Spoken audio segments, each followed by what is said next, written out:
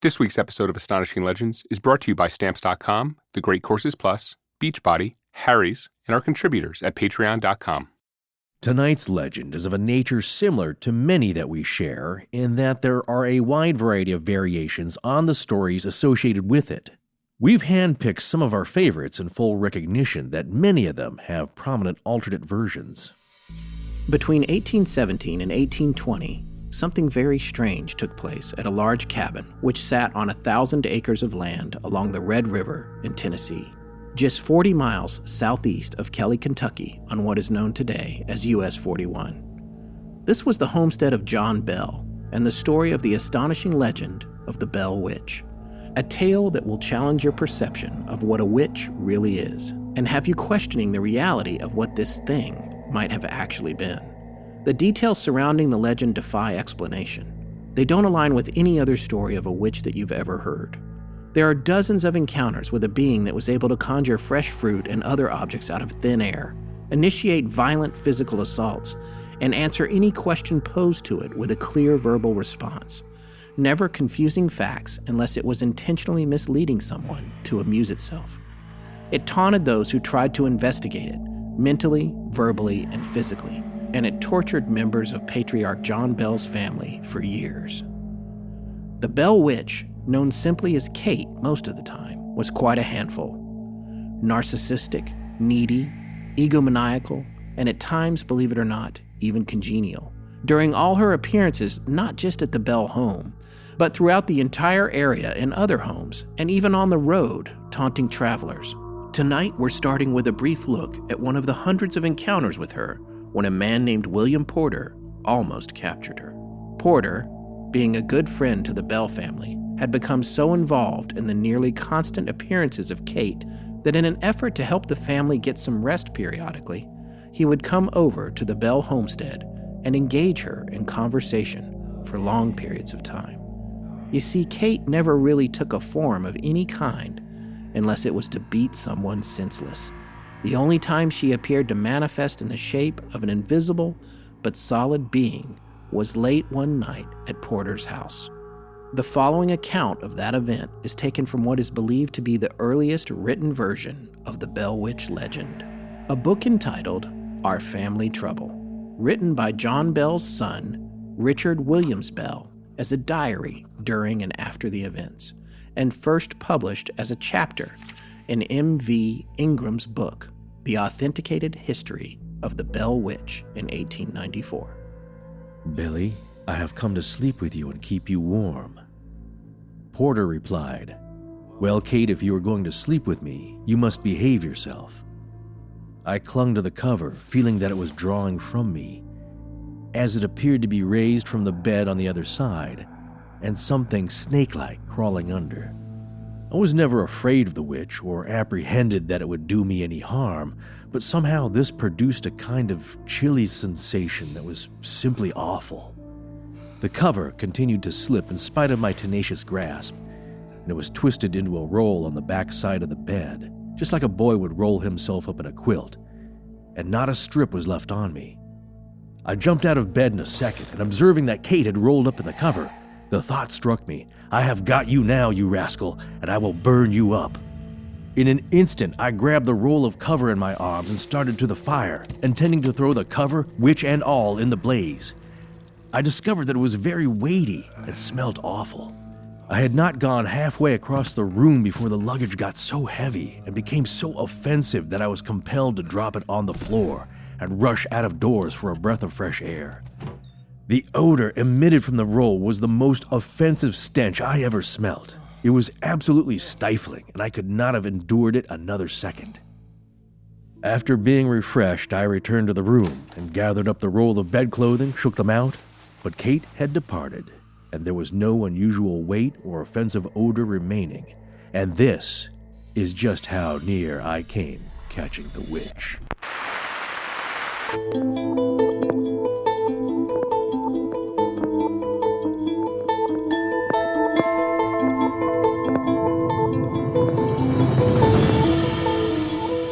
Welcome back to Astonishing Legends. I'm Scott Philbrook, and this is Forrest Burgess. I am a spirit from everywhere, heaven, hell, the earth, am in the air, in houses, in any place at any time, have been created millions of years. That is all I will tell you. The Bell Witch. Join us tonight for part 1 of our show on the Bell Witch of Red River, Tennessee, and the trail of torture and death she left behind her.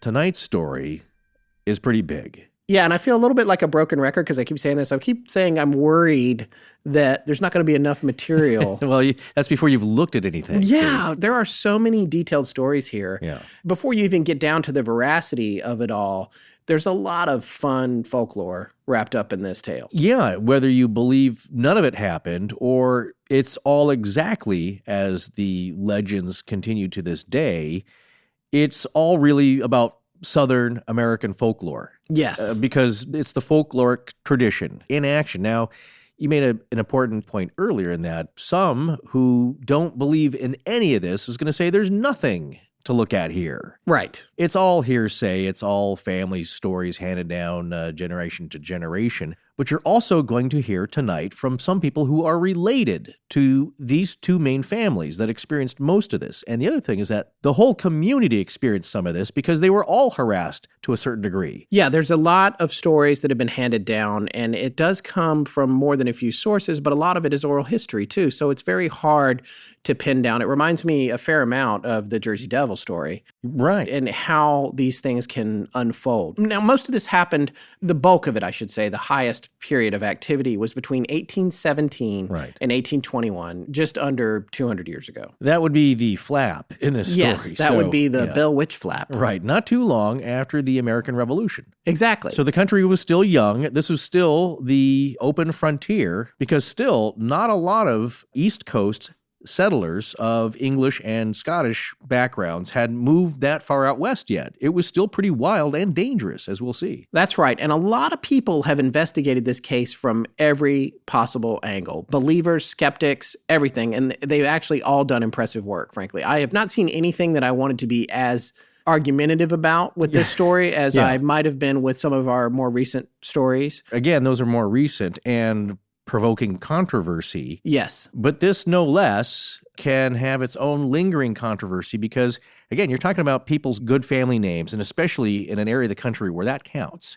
Now, a few of these accounts that people have written are actually from the descendants of these two main families, the Johnstons and the Bells. And one book that we've taken a look at is by Dr. Jim Brooks, and he's the 5th generation Johnston. His ancestors were the closest friends and neighbors to the Bells, who were the main focus of the entity here. One of the main collective and I guess seminal accounts, that's the full account of the story, was by Martin Van Buren Ingram. That came sometime after, although I think slightly pre-19th century, and a lot of people today are questioning that as a qualified source. It's funny you should say that because it's at this time that we'd like to remind everyone how Astonishing Legends works, especially newcomers to the show, which we've had a lot of lately and are so glad you found us. In our multi-part series that we present, like this one tonight, part 1 will mostly tell you the stories. It's not about skepticism beyond the occasional comment. It's not about analysis yet either, but the folklore and the story. Our ensuing parts will share a few more stories, but will shift the balance of the discussion to light, critical analysis. Sometimes there's a part 3, in which case this model still applies. It just takes longer to get there. And we say light critical analysis because people spend years researching legends like this, whereas we cover a new legend every few weeks. We're going to touch on every angle we've been able to find in our own cursory research before this series is over. But tonight's episode is not so much about why the Bell Witch may or may not be real. It's about the legends surrounding her story. So that opening, that was one of my favorite stories in all the books. And one of the books that I read, I'm going to hold it right here and present this. Right. So you can all see it on radio? Yeah, so you guys can see it. Oh, no. I've only just gotten to the point where I'm comfortable messing with stuff that's going to make noise on the microphone. Yeah. Well, because we've been so obsessed with perfect studio. Yeah, and then like at Fortiana. Well, we try to be perfect, and then maybe 20% is perfect. Yeah. You know what I'm saying? We have to aim very high and hit low. So. Yeah. Anyway, this book is called The Bell Witch Anthology, and it's a collection of all the primary books about this story that were written by the Bell family and one additional author. So this features the works of Richard Williams Bell, who was a son of John Bell, the patriarch, Charles Bailey Bell, M.V. Ingram, who we just mentioned, and another author named Harriet Parks Miller, and it's edited by Nick Moretti.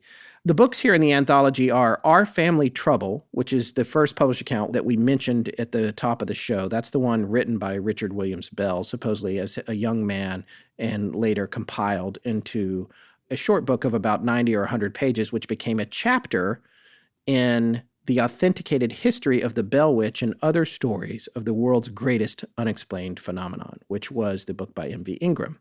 And then we also have the book The Bell Witch, A Mysterious Spirit. That's the one by Charles Bailey Bell. And the last one is The Bell Witch of Middle Tennessee by Harriet Parks Miller. Just want to tell you, we got a lot of great information from these books. I will tell you also that they're not for the faint of heart. They are written in the 1800s, and there's a fair amount of really disgusting racist language, which honestly for me was hard to read. Not that you should ever be used to it, but especially in this age. No, and we're not used to reading that kind of stuff. No, and I don't believe in censorship, but like there were whole sections that I read them because I felt like it was important to know what happened and it's part of the history, but it's difficult. So just know that if you go out seeking these books, you're going to get a very real look at what things were like in the 1800s in the South. Yeah, absolutely. Because after 1650, I mean, before that, there was indentured servitude arrangements helping people out, which is people in debt and prisoners coming from England and Europe helping as laborers. But of course, after that, they started relying on African slave labor. Yes. That's how they decided to get things done. So that lasted for quite a long time. And you'll see the attitudes here that are pre-19th century come into play where those ideas are freely bandied about. Yeah, and it's a prominent part of the history of this case, and to the point where we feel like it's pertinent, we're going to be pointing that out because it's not something that should be cut out of the history books or of the retelling of the story. It's very much a part of the story, so we'll be touching on that as well.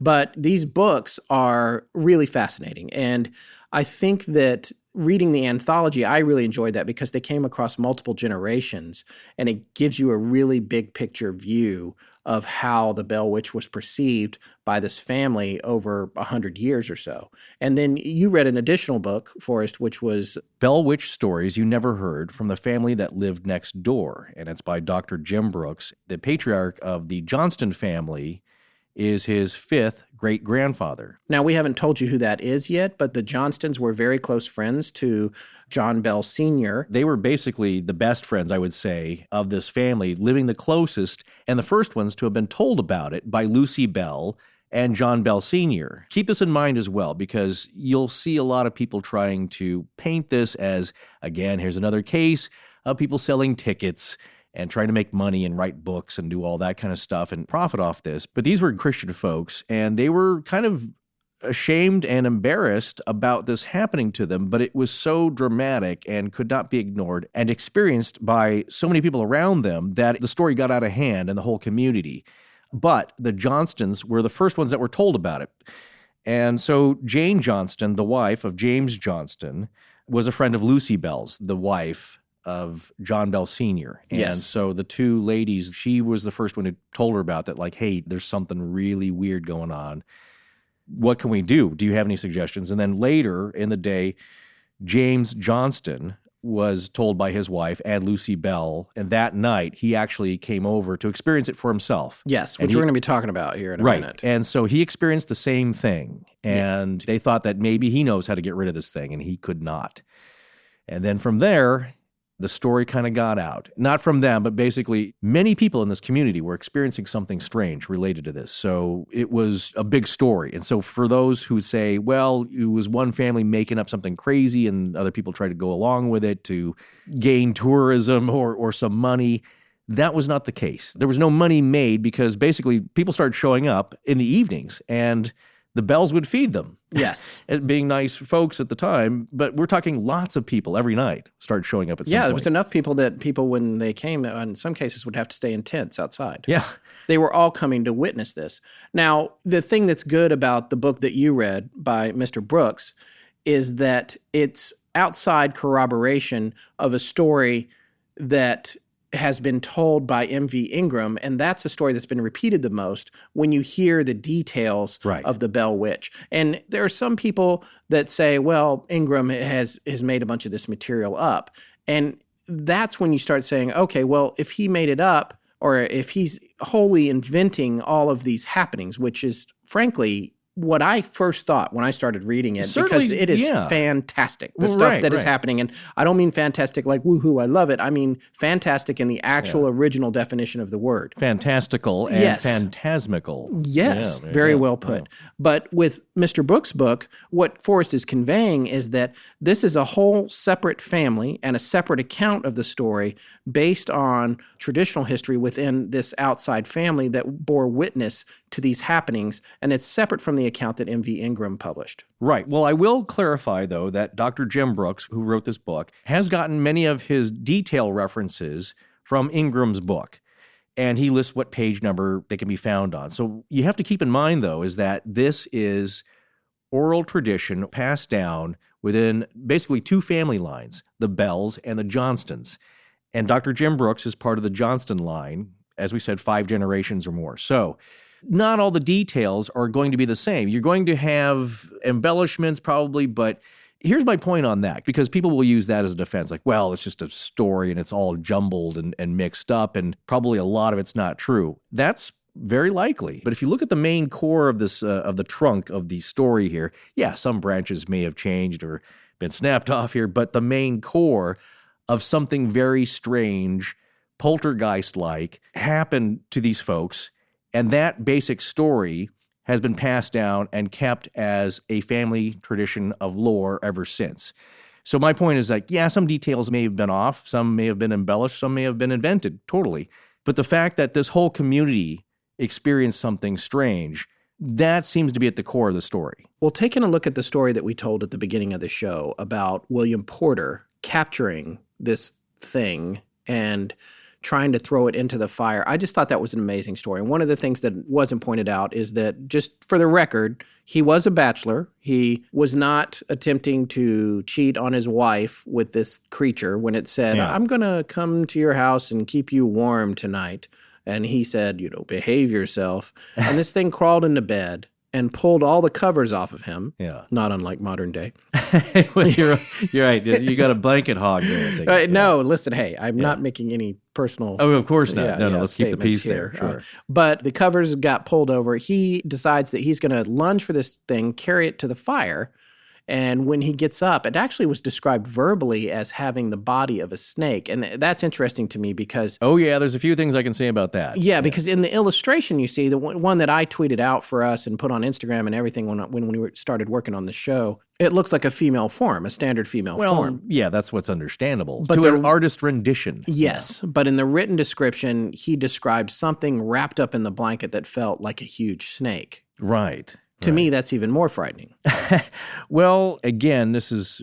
I don't think couldn't see it. It had mass. Right. Well, kind of like in Predator, when they catch it in the net and it's kind of Yeah. invisible, but there's something in there and it's going nuts. Yeah. Also, in a dramatic scene of The Entity, remember with Barbara Hershey? And Yes. I love it when science is trying to tackle the paranormal and the unknown Yes. and using scientific methods. But they actually try to freeze this entity with liquid nitrogen cannons, I believe, on motion trackers. So they could sense something is moving around in the room around her, and they freeze this thing, and of course, it's not very happy. Yeah. But it does work a little bit. That's, by the way, not a movie for kids at all. Very scary, I think late 70s, early 80s movie, but Yeah. we reference it from time to time because it was kind of an interesting case. Yeah, we that was also real, might so. be doing a little research on it. Possibly. We'll see. But the thing is that this thing has some kind of physical... You may not be able to see it, but it has mass of some kind, much as you cannot see the wind, but it's there. It's moving molecules. So something is there.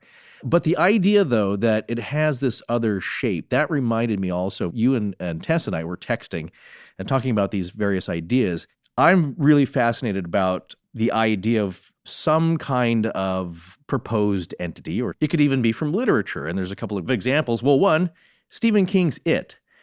Not to spoil anything, but this entity has several different forms. It's got a human form, and it has kind of a beast form, but it's the same thing, and supposedly some kind of spiritual form that's driving it. But it also reminded me of Beowulf and Grendel's mother, who, and again, this is probably the easiest way to visualize this, is the, I don't know if you saw the Robert Zemeckis animated version. No, I have not. I loved it. I did. There's something kind of very unnerving, let's say, about it because it's early animation with the dead kind of eyes. Yeah. But it's very well done. So Grendel's mother, voiced by Angelina Jolie, takes several forms. It's an alluring seductress in female form, but it's also some kind of horrible lizard beast. And of course, some kind of ethereal spirit type of thing, as well as her progeny there that's also a dragon and a man. So that's kind of a very ancient concept to me. Something having several different forms at once, or can take several different forms that are allegorical and representational. Yes. And it won't be the last time we talk about chimeras in this particular story. They keep coming up, it appears. Oh, no. You got to have your cryptoid incursion here with all these good ones. And that's why we love it. Because wait, is that a new word, cryptoid? Is that like factoid. It's kind of a light fact light. I kind of like it. It's because, let's trademark it. Well, when we go to talk about it, it's not exactly as you'll hear. Again, I always go to like, what's kind of believable? Maybe the chupacabra, some kind of weird mutated dog, coyote, hairless, sloth kind of thing that's just running around. And goat sucker. But it's an animal, you know what I'm saying? Like, it's a weird animal and nothing we've ever seen, and maybe it's just a mutation. But that's kind of like, okay, I'll buy that. But something like this that we're going to describe is much more on the mystical side. Yes, indeed.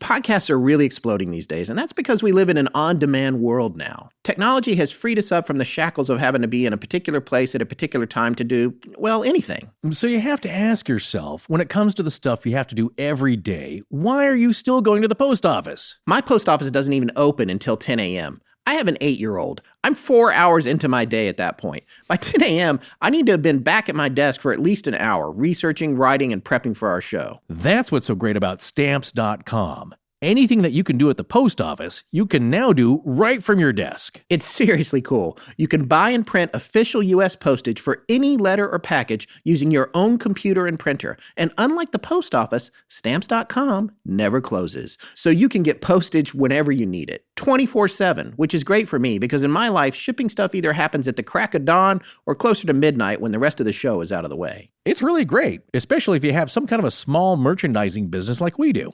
Whether it's an eBay or Etsy store or even a bit of a larger operation, when you've got to handle your own shipping quickly and efficiently, Stamps.com is perfect because it saves you a ton of time and the reduced rates on postage and your bottom line. Full disclosure, I tried these guys out a few years ago myself, and honestly, I had some difficulties because I'm a Mac guy. And while it was great for PC users, it didn't work so hot for Mac users back then. But they've sorted all of that out. It's seamless now, and it only takes me a minute or two to print my postage, even in batches for multiple shipments. It's honestly a dream come true. Right now, use the word astonishing for this special offer, a 4-week trial, which includes postage and a digital scale. Go to Stamps.com, and before you do anything else, click on the radio microphone at the top of the homepage and type in astonishing. That's Stamps.com, enter astonishing. Stamps.com. Never go to the post office again. Amen, brother. When I'm not flipping bungalows for wealthy Martians, I'm listening to Astonishing Legends. Let's get back to Scott and Forrest. Okay, so most of our account here comes from a book we mentioned at the top of the show entitled Our Family Trouble. This was written by John Bell's son, Richard Williams Bell. But the problem is this book didn't appear on its own when it was written. It was actually incorporated into a later book that was released by Martin Ingram, or M.V. Ingram. Right. I-N-G-R-A-M. Here's the backstory of the book. And it's really just a manuscript because Richard was only 6 years old when this thing first started showing up. Yeah, he did not start writing this at 6, to be clear. But these were stories he'd heard from 6 years old for the rest of his life. Yeah. So the activities took place during the time that he was 6 all the way up till 10 because it was 4 years of activity before it ceased for 7 years. Yeah. He was there. Again, I want to make it clear, it's not just stories he heard from other relatives. He was there. He was there. And he witnessed it. So just imagine your own life. What are your earliest memories that are kind of traumatic? Well, he watched it beating up his brother really badly, That's my as point. well as assaulting his sister, who was a focal point of the witch's ire. So Right. in the big picture, what's going on here, generationally, is that Richard Williams Bell, who was John Bell's son, and was 6 years old to 10 years old during the first appearance, 4-year appearance of the Bell Witch, kept some notes or wound up writing about the activities that happened.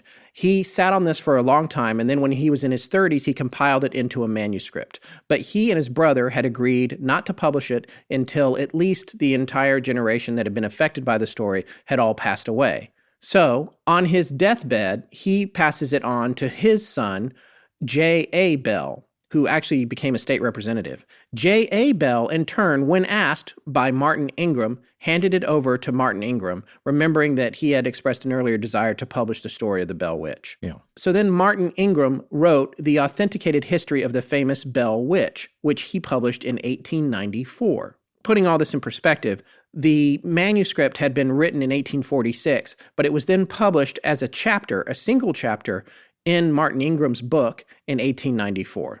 And the interesting thing about that is just 4 years after Joel Egbert Bell passed away. And Joel is the one that the witch used to assault viciously when he was a child. Right. So now we're looking at doing this publication just 4 years after he's passed away. Exactly. And Joel Egbert Bell was the one who the witch prophesied to return to and did. Yes. We'll get into that a little bit later. But he was one of the last ones to see direct Bell Witch activity, and he was the youngest child of John Bell Sr.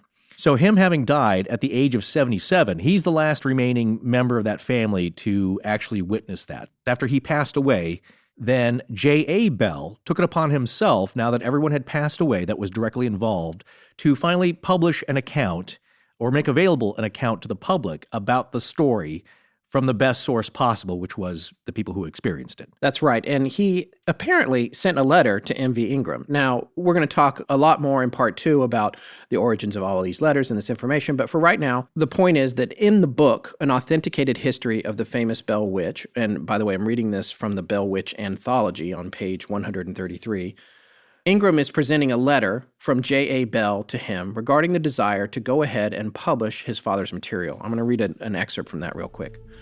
This history was written by Father during the fall and winter of 1846, and is the only sketch ever written in detail by anyone cognizant of the facts and demonstrations. Now, nearly 75 years having elapsed, the old members of the family who suffered the torments having all passed away, and the witch story continues to be discussed as widely as the family name is known under misconception of the facts. I have concluded that in justice to the memory of an honored ancestry, and to the public also whose minds have been abused in regard to the matter, it would be well to give the whole story to the world. You, having made the application years ago, and he's referring to Mr. Ingram here, and believing you are capable, and will if you undertake it, being already acquainted with many of the circumstances, compile a faithful history of the events.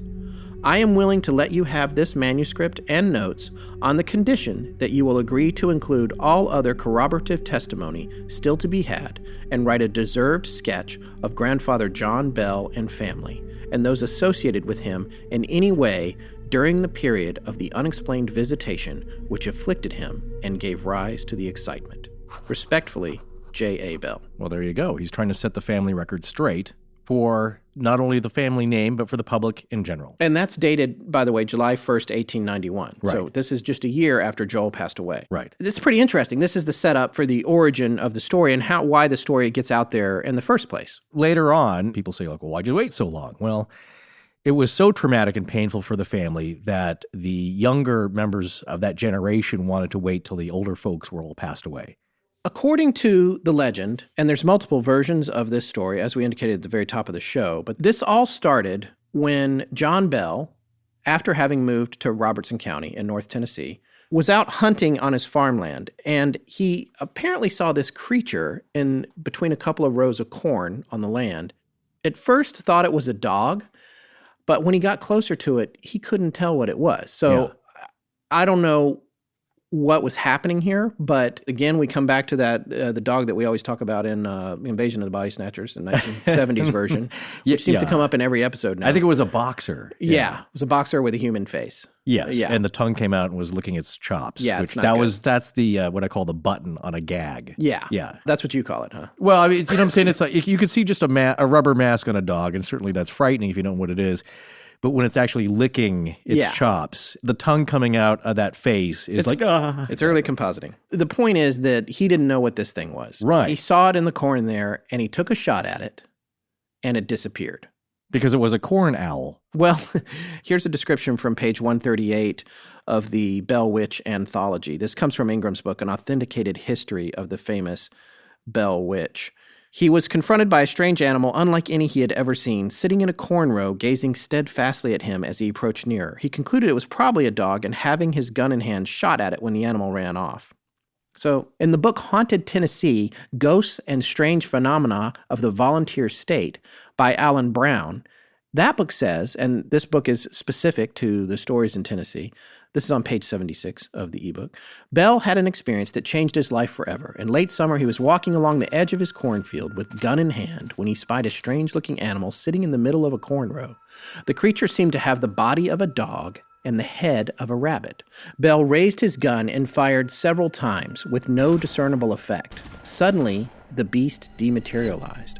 Bell was shaken by the incident, but by the time he returned home, he forgot to mention it to his family. That's according to that account. Then, if we take a look at this other account, this is from Dr. Charles Bailey Bell, who was a neurologist and the great-grandson of John Bell, and this is information that came down directly from Betsy Bell, who was the primary target after John of the witch. Yes, Charles Bailey Bell was a neurologist in Nashville, and Betsy Bell was his great aunt. Yes. So he's getting it straight from the source later in her life, and then he ended up writing a book called The Bell Witch, A Mysterious Spirit in 1934. And that's where this excerpt comes from, although in this case that book is part of the anthology. So this is on page 70 of the anthology. Some 12 or 15 years after their arrival in Tennessee, John Bell was going to the north end of the farm to look over the daily work and give such orders to the overseers as necessary. He carried his rifle, thinking possibly to get a shot at a rabbit or a duck at the pond. As he passed the north end of the orchard, he saw a peculiar-looking animal sitting between two corn rows. It looked like a dog, yet on closer inspection, he could not determine to what species it belonged. He shot at the animal, which at once disappeared. This is consistent.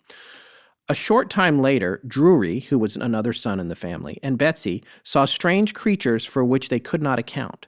But as the country was new and many different animals and birds were seen, they did not attach much importance to what they saw. And I want to say something here before I go on about Betsy. She was known to be very intelligent and to understand all the different types of trees and animals. She really paid attention to that sort of thing. She was a bit of a naturalist even at that young age. Yeah, exactly. So that's a significant statement to say that they were seeing things that they didn't understand.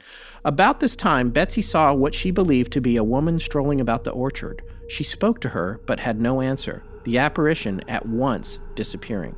So that's the beginning. That's the onset of this. And this story is being told from theoretically multiple verifiable sources. But I'm still pointing out, and I think it's important too, that these sources are all coming from Ingram's account. That's where they've been collected, yes. Yes, that's where they've been collected.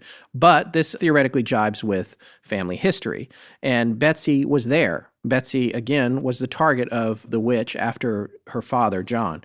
So this is kind of the first hint that something strange is going on at the Bell homestead at their new location in Tennessee. And it seems to fit a pattern that you hear a lot about, like we saw with the sludge entity, where small little things will start to appear that are strange and you kind of dismiss them, and then more things happening and more things, and it escalates. And then finally, something bad focuses on one member of the family, but with every member of the family noticing and experiencing these strange effects. Well, not too long after John Bell Sr. took that shot at that creature, whatever it was, and then the rest of the family started seeing strange things on the land, they started hearing noises outside the cabin at night.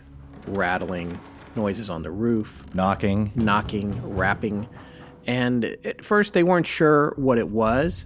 And I think that probably, like everybody, they were in a little bit of a state of denial about it. But then it started moving inside the house. And they described what sounded like a rat gnawing on the bedposts at night. Yeah. And they would be listening to it, gnawing over and over. And then they would jump up and light a candle, and nothing would be there. And no sign of anything either. Right. And it's not just one of them, it's several of them that are dealing with this. And this is how this starts out. It's very primitive in terms of its interaction. Small energy. Right. But according to Richard William Bell's account of Our Family Trouble, which was the earliest written one, although published at the same time in Ingram's book. They began to communicate with this thing pretty early on, even when it was still in this primitive stage, posing questions to it that could be answered, like simple math questions and that sort of thing that would be answered in terms of knocks or raps. Yeah. Well, haven't you done this with a neighbor? Probably not. But you'll hear some knocking. Maybe they're readjusting a painting on the wall or something, and you hear some knocking, and you knock, and then they knock back. You're like, oh, isn't that fun? Yeah. That's what's happening here, except they're hearing scratching on the wooden bedsteads, which is kind of the bed frame, I believe, and the furniture and the walls, and what sounds like fingernails or claws kind of scratching lightly. And so you can imagine in the pitch black darkness, now there's no night lights, there's no digital clock going, it's pitch black. It's a little unnerving, but they decide, like, what if you knocked back? And then it would answer. And then it started to escalate. You think, like, well, let's ask it a question. How many family members are in this house? Can you tell us how many family members by knocking? And it would give the correct amount of knocks. And then from there, you can start to ask it yes or no questions. Answer once for yes, knock twice for no. And it would get these questions right. And so you're feeding this thing, you're interacting with it. And that seems to be a source of trouble for them later on. The first thing that popped into my mind was Mr. Ed. Which applying that was a horse that could count with his hoofs. Actually, he talked, but it was a gag a long time ago to teach horses to do math, and they would clomp with their hoof. No, make a note of that, because there is a famous horse nowadays that he could do math problems. You could say, like, what's 5 plus 7? And he'd paw the ground 12 times. So that's a trick, but that's a nonverbal communication. Keep in mind, that's what's starting here is nonverbal communication, but seemingly intelligent knocks. Now, you might have some people that are skeptics who might be thinking, like, well, these are just animal noises. Well, sometimes that happens. My grandfather always used to knock for pack rats. Now, when I was hanging out with him, and he had a very large wooden garage, it was like 2 stories, and sometimes mice would get in and pack rats, and he would knock on a post, and they would tap back. I actually never heard them tap back, but he said, like, well, I'm checking for pack rats. And he wasn't joking around, because animals will, of course, make noises. Now, what's different here is that it seems to be intelligent communication, meaning they're knocking back. You can start to ask it questions. And unlike animals, this happens all night. And what's great about this story, if it is kind of paranormal, it's just like, well, that happened 6 years ago. It happened again last month, and then we never heard about it, or you never hear about it for years later. This is every night, and it starts to increase in frequency all night. Every night. You know what else this reminds me of? Again, it comes from the fictional world, but Interstellar, for those of you who've seen that. Yeah. The nonverbal communication, the reason that it's nonverbal is because it's hindered by a disconnect between where the two parties are. Yes. And I think that's a really fascinating idea. I mean, that's why Morse code is the most basic thing. The ship turns over, the Poseidon Adventure or whatever, and you're inside, you can't see, and you have no electrical means of communication or other type of communication. What do? You tap. It's really a breakthrough for nonverbal signal communication. And if Amelia Earhart had known it, she'd be alive today, possibly. So after this, it starts to have a voice. And the voice starts out very faint and kind of raspy. It starts out with whispers to John Bell, Sr. And it's hard to make out. And then it starts developing and developing. It's almost as though this thing is gaining strength. And so we're following a pattern here. If you go back to the shooting of this weird creature out in the cornfield, and then you start to have these things happening at the house, and they start out just as knocking, and then they evolve into a voice, but the voice starts out very weak. So there's this metamorphosis happening, which is disconcerting to say the least, because all it leads to is something gaining strength and power. Pointing to fiction, where I believe they get a lot of that from real life legend and lore. Not saying they're all true events, but maybe it's inspiring some. It's Voldemort. He's a giant pimple on the back of someone's head. You have to start off small, or it's like the vampire Lestat. After have been lying in the swamp, drained of his blood, he's eating lizards and bugs in the swamp, crawling over his face, trying to regain his strength so he can return to his former self. But it's like, that's a very common trope, I guess. Yes. But what we're seeing here, like you're saying, is that these whispers are being heard then, not just by John Bell, but also other members of the family, I believe. Mostly the 2 boys, because I think they were doing the most of the communicating with the knocking and the rapping. but they're interacting. That's the point here. And what Scott's trying to say is that the more interacting you're doing, either it's emboldening this thing or you're actually unwittingly giving it strength. So now that we hear the whispers are happening and they're kind of unintelligible, they start to become more clear. So now they've figured out that they can actually communicate with it, and someone decides to ask it a more sophisticated question. And that question is, and this is according to Richard Bell's account in Our Family Trouble, who are you and what do you want? The reply was, I am a spirit. I was once very happy, but have been disturbed. All right, so now they've started this, in a way, their own investigation. What is happening here? And how do we deal with this? So you can imagine the framework of all the events that have led up to this, like I was just saying. The issue is, this is kind of an embarrassing problem. It's not something that you want to go tell everybody is going on at your house. Well, obviously, as we've seen, like with a sludge entity, you will start losing friends and contact with family members. So it's not something you want to be telling everybody because a lot of people are just not going to be able to handle it well and they're going to shut you out. And in this small community, you don't have a lot of options. You rely on your neighbors. You traveled there together with family and friends. That's how they moved out to the West in these groups for safety. You start alienating people or making them think that you're a family of wackos. Well, you're going to be on your own, and life is going to get a lot more difficult. So John Bell Sr. at this point is wanting to keep this a secret, and he's been keeping it quiet for almost a year, according to Mr. Ingram, in an authenticated history of the Bell Witch.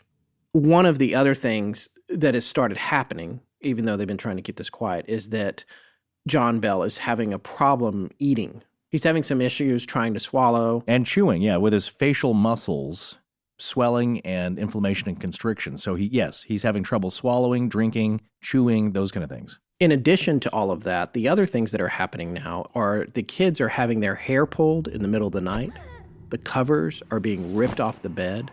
And that's something that happens frequently to a lot of people. The covers get yanked off the bed. I mean, it's practically a ghost poltergeist cliche. Oh, yes. But it happens over and over and over in this story, and not just to the family. As the story proceeds, it happens to everybody who comes over. Right. Slapping, hair pulling, pinching, those kind of bothersome kind of things. But imagine you're trying to get some rest and some unseen force is doing that to you all night. Yeah. It wears you down to your last wits. And it's not just happening at their house. It will go to other people's houses as well. So that's another really important factor. Right. So it's gotten to such a point that Bell decides that he's going to seek help from him and his wife Lucy's best friends, the Johnstons. And you had read more on them than I did, but that's James and Jane Johnston. Yeah, I actually right? mentioned this earlier in the show. Jane Johnston was first told the secret by Lucy Bell, the wife of John Bell Sr. And just to kind of paint the picture here, they didn't want to tell anybody. Because according to Dr. Jim Brooks' book, as we said, he's the descendant of the Johnston family, the Bell family considered the presence of the witch to be something almost shameful. It did not wish the matter to be talked about. And all of their closest friends were sworn to secrecy. So basically, they're having to tell other people because they want help with this. And there's no ghost hunting team you can call or look up on the internet that will come kind of solve this for you. So he's reaching out to his friend who has a lot of knowledge of the Bible to say, hey, there's definitely something here. If you come over and spend the night, you'll sample it. Lucy tells Jane Johnston later in the day, James Johnston is told, and then John Bell Sr. says, okay, why don't you come over? I guarantee this will happen if you spend the night, and then let us know your thoughts on this. And he does. Yeah, and with regard to the religious background of the area, all of the families that were around there were part of the initial stages of apparently both the Methodist movement and the Baptist movement. There was a Baptist reverend named Sugg Fort, who is described as a pioneer Baptist minister. And then there was also a Reverend James and a Reverend Thomas Gunn, who are listed as pioneers of Methodism, which is something I should ask my brother-in-law, who has a doctorate in theology and as a Methodist minister himself. But it's a very religious community, and when you call for help, that's the help that you're calling for in this situation. Right. Well, the Johnstons came over and spent the night, both of them, at the Bell house. And this is an account of what happened that evening. And this is from Ingram's book, An Authenticated History of the Bell Witch. This is on page 139 of the Anthology book I mentioned earlier. As soon as all were in bed and the lights extinguished, the frightful racket commenced, and presently entered Mr. and Mrs. Johnston room, with increased demonstrations, stripping the cover from their bed. Mr. Johnston was astounded and sat upright in bed in wild amazement. But he was a man of strong faith and cool courage, and recovering from the confusion, he collected his wits and commenced talking to the specter, adjuring it to reveal itself and tell for what purpose it was there. The effect of the entreaty convinced Mr. Johnston that the demonstrations came from an intelligent source of some character, but beyond this he had no conception whatever. He, however, insisted that Mr. Bell should let the matter be known and call in other friends to assist in the further investigation. This was agreed to, and there was no end to the number of visitors and investigations. So now this is getting real serious. It's getting beyond essentially what the Johnston family is telling the Bell family is, we need to call whoever we can to get this dealt with. So that's the next course of action, is to get more of the townsfolk in there, whoever can help out, and find out what is going on with these disturbances at the Bell house. Exactly, because it's not just rapping that's kind of unusual. Like, well, that's a strange phenomenon. We have a really smart pack rat here who can answer mathematical questions and knows how many people are in the house. What we're describing here is that it starts off as rapping, and then it's the whispers, and then it's a raspy voice that's kind of hard to hear, but becoming more and more intelligible as you try to converse with it. And then the raspy voice changes to something soft and pleasing to hear. And then over time, in a short period of time, the voice starts to sound like a woman's voice. And now you are able to fully converse with it. It's not just whispers, it's like a disembodied voice that you can ask questions and it will talk to anyone at any time, but mostly at night, and I believe mostly when the lights are out. That's correct. And so at this point, now that they realize that they can extrapolate data from it and find out... That's a very, clinical way of saying that. Yes, yeah. Thank you. I'm trying to be clinical. Right. They can get information, and they've already tried to ask it what it is. And so far, all it said is it's a disturbed spirit. Okay.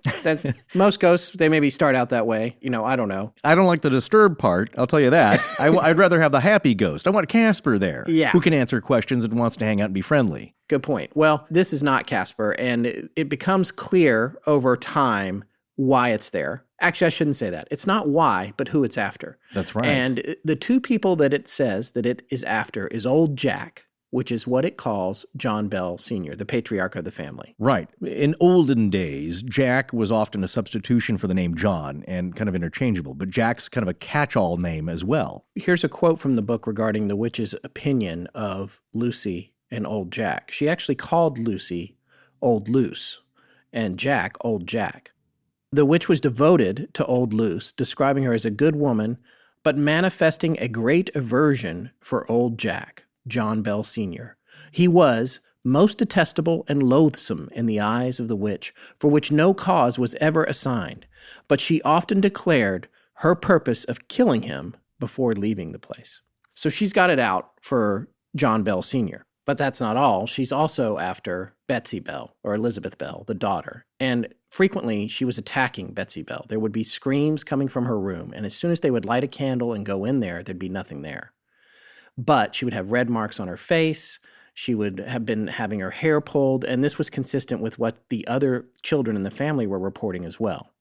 However, Betsy was more of a focus. As we mentioned a while ago, several of these books by the Bell family, these multi-generational books, they went to Betsy Bell when she was older and interviewed her on the subject, and she maintained all the details that had been told through family lore. Right. So that's the interesting thing about the focus of this thing, but they can't really figure out why. Now, according to all the books, granted, they're Bell family books. John Bell was an upstanding guy, et cetera, et cetera, et cetera. Sure. But there's also some dark stories about him, and he was at one point prosecuted for basically being a loan shark, right, making a high-interest loan to someone. There was a story that he may have killed an overseer at the farm that he used to have in North Carolina before he moved away, and that would have been the death of a slave. And there's been other aspersions cast on his character, and it's hard to know historically what's accurate and what's not. It's not something that we have the time to dig into in the few weeks that we touch on these subjects. Well, I don't think you'd find anything conclusive anyway that couldn't be debated today, so there's nothing that's going to solve any arguments here. What we do know is that he was very successful back in North Carolina. His house, as described, as about a story and a half tall, with 6 rooms and maybe 2 hallways. So it was very substantial and nice compared to the new house in Tennessee. Exactly. Yeah. Yes. The one in the Red River community there was, he had some means. That doesn't prove to his character other than he wasn't riffraff. I mean, he may not have been the nicest guy, but at least he was seen as an upstanding, at least contributing member of the community. It's hard to make a clear connection between a specific event in his past and the reason that he might have been afflicted with this vengeful spirit. We'll never know, yeah. So we don't know what this thing knows. One interesting thing, though, is that this entity, whatever you want to call it, seems to be omniscient. Yes. So maybe it knows something the rest of them don't, or maybe it just seems vengeful in its antics anyway. It's a trickster element. There's a vengefulness and a pettiness of sorts. Well, and we should talk about that because as it continued, they went on to ask it over and over again, who was it and where did it come from? And it seemed to give them all kinds of different information. One of the many answers it gave, this is from page 26 of the Bell Witch Anthology, the paper version. We have it on Kindle as well, so we can't always cite the location, but how were you disturbed and what makes you unhappy? The reply to this question was, I am the spirit of a person who was buried in the woods nearby, and the grave has been disturbed. My bones disinterred and scattered, and one of my teeth was lost under this house, and I am here looking for that tooth. Ooh. Here's the weird thing about this. This actually lines up, apparently, with a story. Because in this area, there were a lot of mounds, and there still are, Native American burial grounds. That's right, yeah. And back then, they weren't necessarily treated with the respect that is automatically due them these days. And in some cases, things were disinterred with a lack of respect. Right. And at some point, a young man brought some bones into the Bell house from one of these mounds, including a jawbone, which he then threw against the wall, and a tooth fell out of it down into the floorboards. Wow. So the story jibed with a pre-existing event. Yeah. They went looking for the tooth because they believed what this spirit had said, and they thought, well, maybe this will assuage this thing, whatever it is. Yeah. Couldn't find anything. But it didn't matter because either all of these stories are true, if you believe any of this at all, yeah, or none of them are. Right. It's just messing with them. And this goes to the trickster component that you were just talking about. On another occasion, it was asked by the Reverend James Gunn what it was, and instead of the story about the tooth, it said the following. I am the spirit of an early immigrant who brought a large sum of money and buried my treasure for safekeeping until needed. In the meanwhile, I died without divulging the secret, and I have returned in the spirit for the purpose of making known the hiding place, and I want Betsy Bell to have the money. Mm-hmm. So now it's telling a treasure story. Yeah. And these people got real interested in this. And she provided a whole description about where they could find this treasure on a remote corner of John Bell's land. They all got together. She made a complete description of what to look for, where they would find it. They went out, found this huge flat rock that they had to unearth. They lift up the rock. They're digging all day. They dig down a hole, I believe, that was huge, like 6 feet by 6 feet by 6 feet. There may be some symbology there, by the way, which we'll get to in part 2. But they never found anything. Nothing was there. They come back to the house after all of this work that they did to get to this treasure, and the spirit is laughing, making fun of them, and detailing everything they did all day long, every little thing that happened to them, as though it was there watching them. Well, it was, if you believe this part of the narrative. Oh, life was rough back then. You know, William Johnston, the patriarch of the family that was closest to the Bells, was the first one to settle in what is now the town of Adams. The other families they were traveling with stayed behind near present-day Clarksville and built a stockade called Renfro's Station.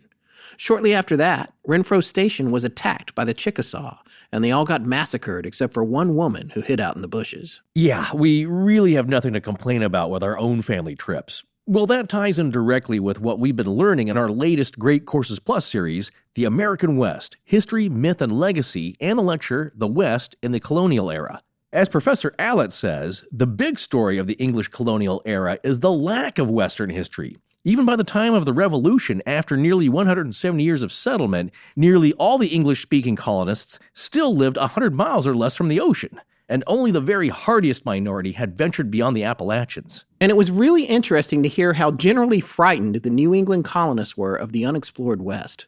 The colonial-era narratives often describe the Western frontier and beyond as kind of a hell on earth.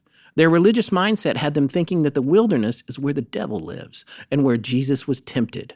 And they were certainly right to be afraid because the interior of the continent was a really dangerous place to live. Well, I'm sure the Bell family was starting to think that the devil was actually living at their place. But all this fascinating info is just one of the many reasons we love the Great Courses Plus, because there's almost always a course that connects to the subjects we cover. And I have to keep reminding myself that it's not just super interesting courses on history and science they have over there, but there's tons of instructional courses too, where you can learn or brush up on a skill like photography, drawing, cooking, or learning a new language, or even how to play the guitar. Wait a minute, they have guitar? You got to supply your own guitar. Oh, okay. Yeah. Right. Well, we think you'll really get a kick out of learning something new, just like we do. And all you have to do right now to check them out for a whole month for free, and I mean unlimited access to everything they offer, is go to our special URL. That's right. To start your free month today, go to thegreatcoursesplus.com/legends. Remember, that's thegreatcoursesplus.com/legends. I'm going to learn Stairway. No, sir. No, it isn't. No, it is not. It is not grave robbing if she's my grandmother. What? Oh, I'm Mrs. Sawbones, and you're listening to the Astonishing Legends podcast with Scott Philbrook and Forrest Burgess. I now return you to the show.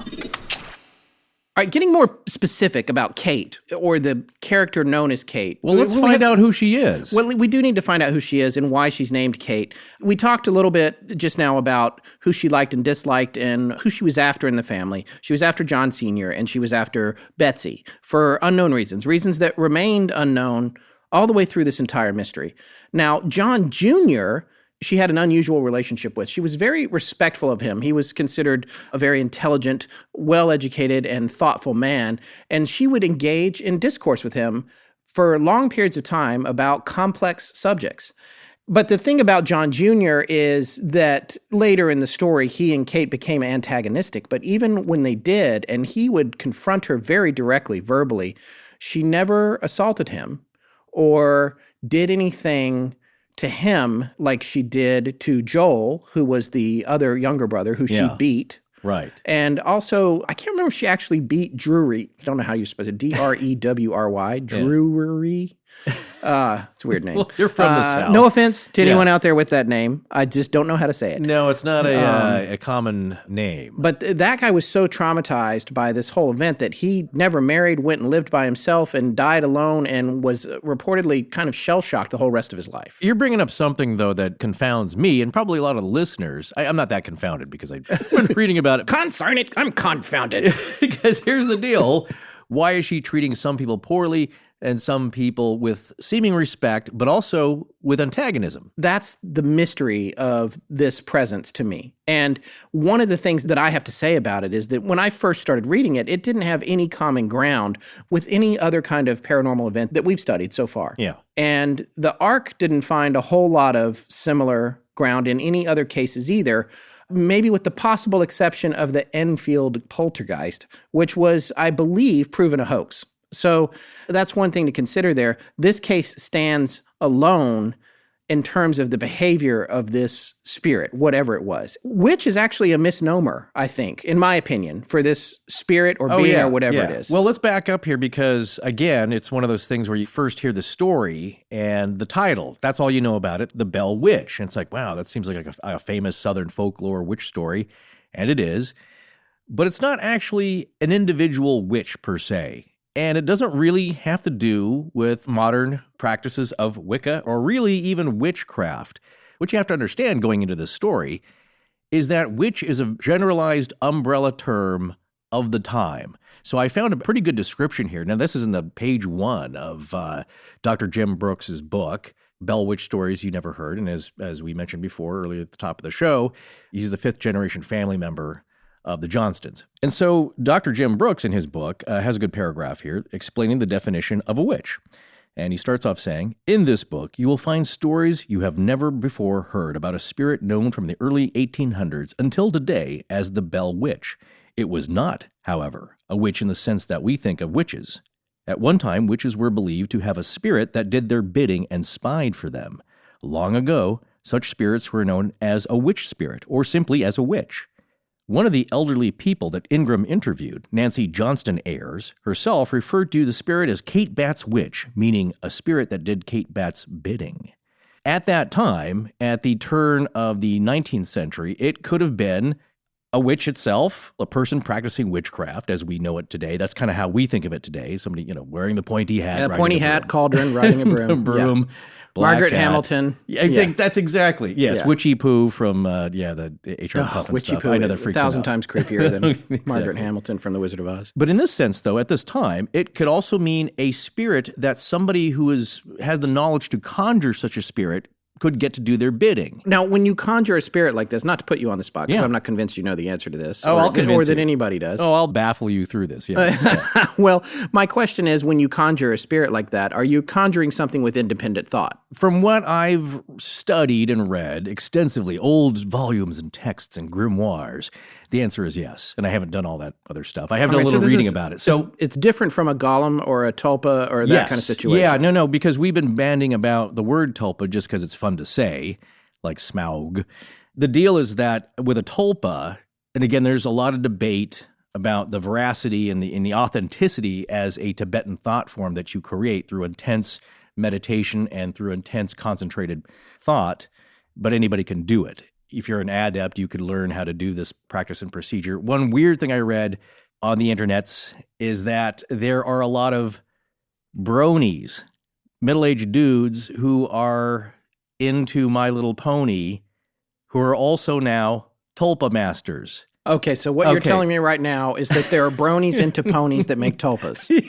That's exactly to bronies. Yes. Yeah. I don't know whether you conjunctivize that any way you want. Yeah. The point is that is a type of entity that's created.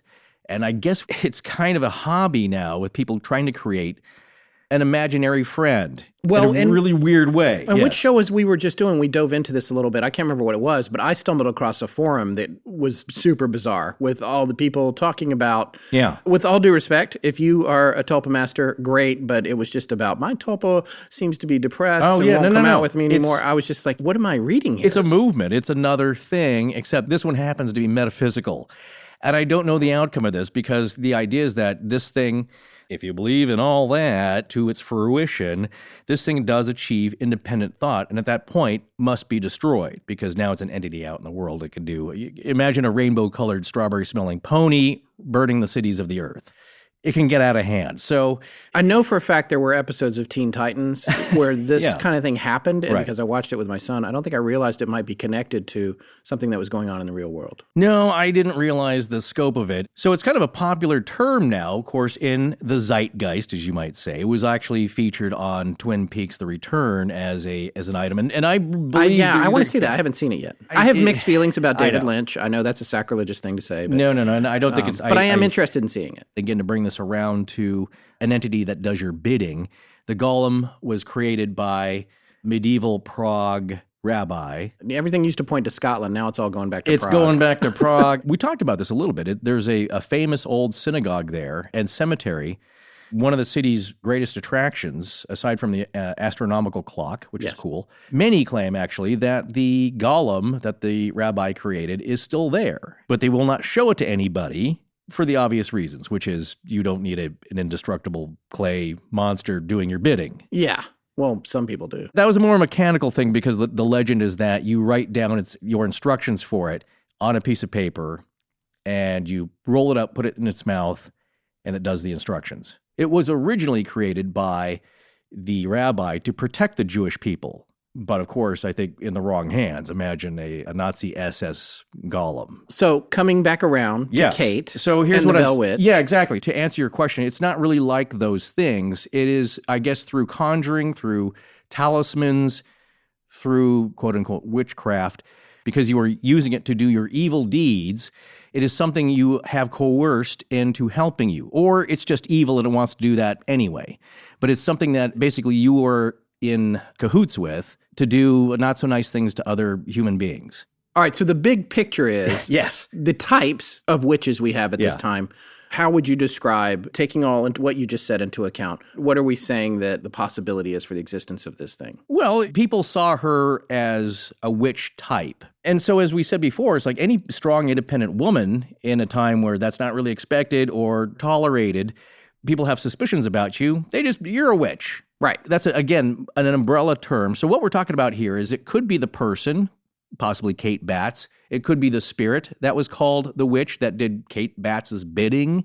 Or it could be both of them. But it can also be something completely independent. Exactly. Right? Or it could be the individual who's just doing witchcraft. Which is what I think this is. Right. If this is real, if you believe any of this at all, in my opinion, this thing was completely independent of Kate Batts. Let's talk a little bit about... Right. They didn't really have the term or use the term entity back then as we do now, is to think of it as like, well, it's a spirit form. But really, witch was just used to describe something supernatural, a supernatural force. So they just called it, it's the witch. All right, well, let's get down to this Kate thing. We've been calling it Kate for a while and haven't really explained that. So the reason that it was known as Kate was because that was a name that it adopted. In my opinion, based on reading the books in the anthology and looking at the bigger picture of the story, I feel like that was just a label that finally stuck that didn't necessarily apply to the origins of this demon or spirit or whatever it was.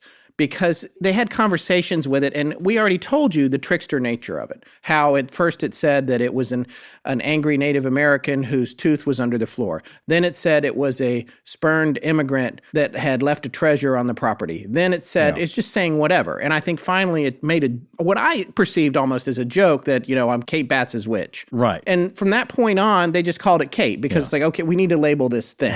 Here's the thing about Kate Batts, to the point that Forrest just made. Kate Batts was a local resident who was eccentric, extremely eccentric. And I've read multiple descriptions of her, both from the anthology as well as some sources online. All our sources will be listed with these episodes. And the bottom line is she was married to a man named Frederick Batts. And Frederick was handicapped. He was essentially immobile, I believe, required a high level of maintenance. And she had to run their farm and their business and all that kind of stuff, and apparently was good at it. Yeah. Like everyone else in the area, they did have slaves, as did all the other people. Right. So I don't want to gloss over that. That was a fact of life in this story and with all the characters involved. There were slaves wrapped up in the story as well who had folklore that was associated with the Bell Witch, too. Right. And all of that's very important culturally, I think. That's historically should be remembered. But the thing about Kate is that I guess she's sort of described as a larger woman who was very funny, and she, quote unquote, would put on airs. And I love that expression. It's something that some people in some of my extended family still use to this day when they're describing people who are pretending to be more than they are. Right. From a cultural standpoint, and in terms of the local society in Adams, Tennessee, she was perceived as kind of pretending that she was aristocratic. And part of what she did with that, and this is Kate Batts, the real person, part of what she did with that was invoke all these made-up words, kind of like you. Right. She would just... Skadooch. I love your words. What did Tess say they're called? Neologism? Yes, neologisms. Neologisms. I guess. I don't know. Earlier you told me off the air Shakespeare did it, so why not? That's what I'm saying. He made a complaint right to him, okay? He made up a lot of stuff, and even that's contested. People are now, there's articles. It doesn't matter what there is. Or was it Sir Francis Bacon? So anyway. Yes. So what I'm saying about Kate was one of the stories I read about her was hilarious. And my impression of her was that she was actually a pretty good-natured soul and a friendly person. Like I said, for a slave owner, by the way, right. I'm not glossing over that fact, and I don't want to be perceived as glossing over that fact. I'm just talking about independent of, what was going on in society at the time. Kate was regarded as sort of a form of comic relief almost in the community. Yeah. And I didn't read things that suggested that she was evil or a bad person. What I read, for example, was there was one particular event at a church where a man who was particularly given over to wicked ways had come in and fallen on his knees, and the congregation was in the process of guiding him through his being saved. And he was down on his hands and knees at the front of the sanctuary. And she came storming in and ran up, and as he was on his hands and knees, almost in like a table position, she sat down on him and squashed him down onto the floor. At which point he started yelling about, save me, the Lord has saved me, help me. And it got really comical, and she apparently was spewing malaprops the whole time, and everyone in the congregation started having a hard time not laughing. Right. And they got that thing, which is the classic thing that anyone who's ever been to church knows. When you get tickled and you're in church, it just gets worse and worse and worse until you cannot take it and you have to run out or burst out laughing or whatever. Right. That's how this was described, that people just ran out of the church to burst out laughing on the streets as she sat on this person, and eventually she got off of him and he was saved, and it was all that kind of thing. But to me, it's a very comical scene, and I'm sure that people made fun of her because she was in this relationship with her husband who was unable to really take care of himself, and she had to run their house and their business, their farm. Right. So she was a strong, independent woman, is what I think. And I think she was a little bit eccentric in her nature. And so when it came time for people to point fingers and say, oh, this is a witch or it's old Kate Bat's witch, coming back to your definition of what the witch is, whether it's something that she created, it's different from the idea of her sitting in a dark room with a cauldron, putting Eye of Newt in the, that's not what's happening here. No. And it seemed like this demon or spirit that was present in the Bell household, it knew everything. It knew everyone around. It knew everyone's business. Strangers would show up at the house that they had never met before, because the story had become kind of famous. Strangers would show up, and before they would cross the door, Kate, the witch's disembodied voice would come out and say the name of the stranger, their background. Oh, hey, this gentleman is married to a woman that he stole away from her parents' house and nearly broke her arm when he pulled her through the window to take her off for marriage. And the guy hadn't even spoken a word yet. And then he said, that's true. That is what happened. Yeah. And so she was aware of everything. So when it came time to conjure a name of who she was, she knew that the whole town thought Kate Batts was kind of a nut. So she said, I'm Kate Batts Witch. It falls right in line with all the other things she says. Right. Which in reality, I think all it indicates is that she is everything and everyone or nothing at all. You're talking about the spirit now. The spirit, yes. Yeah. Well, there's two ways to look at this, because you could say this is just a folkloric story, so it ties into the folklore. You know what I'm saying? The omniscient town narrator, like our town, Jason Robards, whoever's narrating the play, they're the overall omniscient narrator, knowing all the characters, explaining who they are to everybody. That's who the spirit is here. Yeah, the lamplighter. Very good. So in this sense, if it's a story, you could look at it that way. If it's just a story, well, that's kind of what the spirit is, and it's basically putting people together, butting heads, causing chaos, and having a laugh at it the whole time, kind of manipulating people, but knowing everybody's business.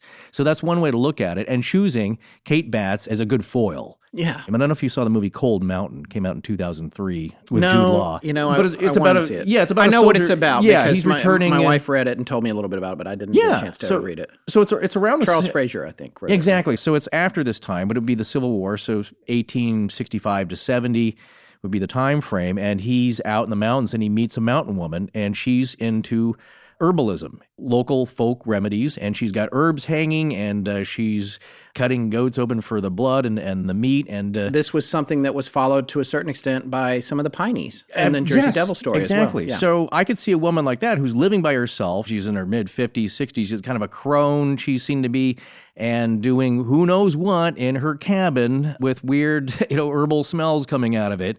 And people thinking, well, that she's up to witchcraft. Right. Flowers and sticks coming out of her hair. Just all kinds of stuff. Yeah, so I could see that. That is not Kate Batts here. Because if it were further west and later in the period, say like the 1860s to 1870s, she's kind of like what I see as the strong women pioneer characters of the Wild West. Again, much later.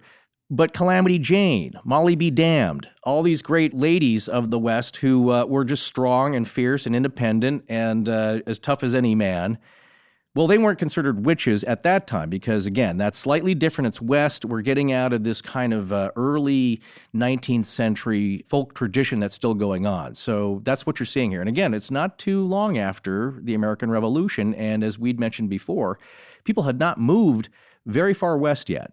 It's still wild territory. It's the desert, the wilderness. And you have this really outlandish character that everybody kind of loves, but I could see getting back to this spirit and knowing everybody's business. You know what? That's good enough. Just call me Kate Batts Witch or just Kate. Because essentially, in terms of this thing's power, it seems like it doesn't really think humans are going to understand what it is anyway. So that's a good point. Because when you read about all the interactions, essentially, when it's saying I'm Kate Batts, it's kind of just saying, "What? You just call me whatever." You're never gonna. It's like Rip Torn in Defending Your Life. Yeah, I could tell you, but you're not gonna understand. When he says, "What are you reading?" This is in he's in purgatory essentially. Yeah.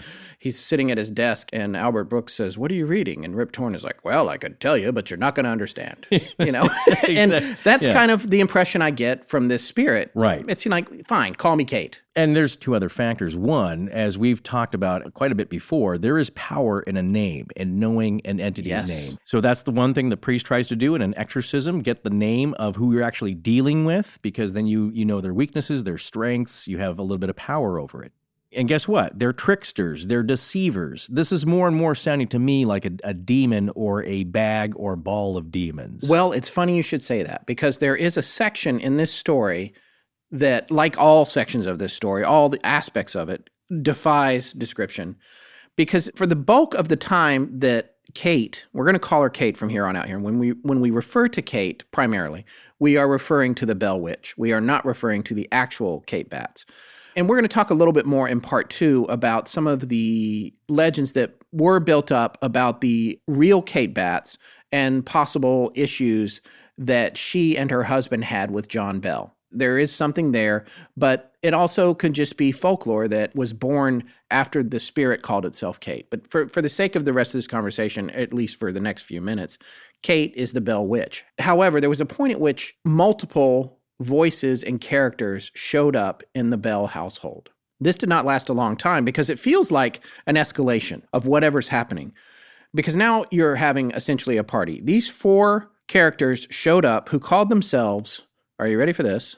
Black Dog, Mathematics, Psychography, and Jerusalem. Wait, you sure these aren't heavy metal band names? I know. Okay. Well, yeah, it's definitely a Led Zeppelin song. Yeah, they're very good, yeah. Yeah, Black Dog was essentially the leader of these characters. And I'm reading here from page 33 of the Anthology book, and this comes out of Our Family Trouble, the original publication. Black Dog assumed to be the head of the family and spoke in a harsh feminine tone, and by family, they're calling it the Witch family, or Richard Williams Bell is, and spoke in a harsh feminine tone. The voices of Mathematics and Psychography were different, but both of a more delicate feminine tone. Jerusalem spoke like a boy.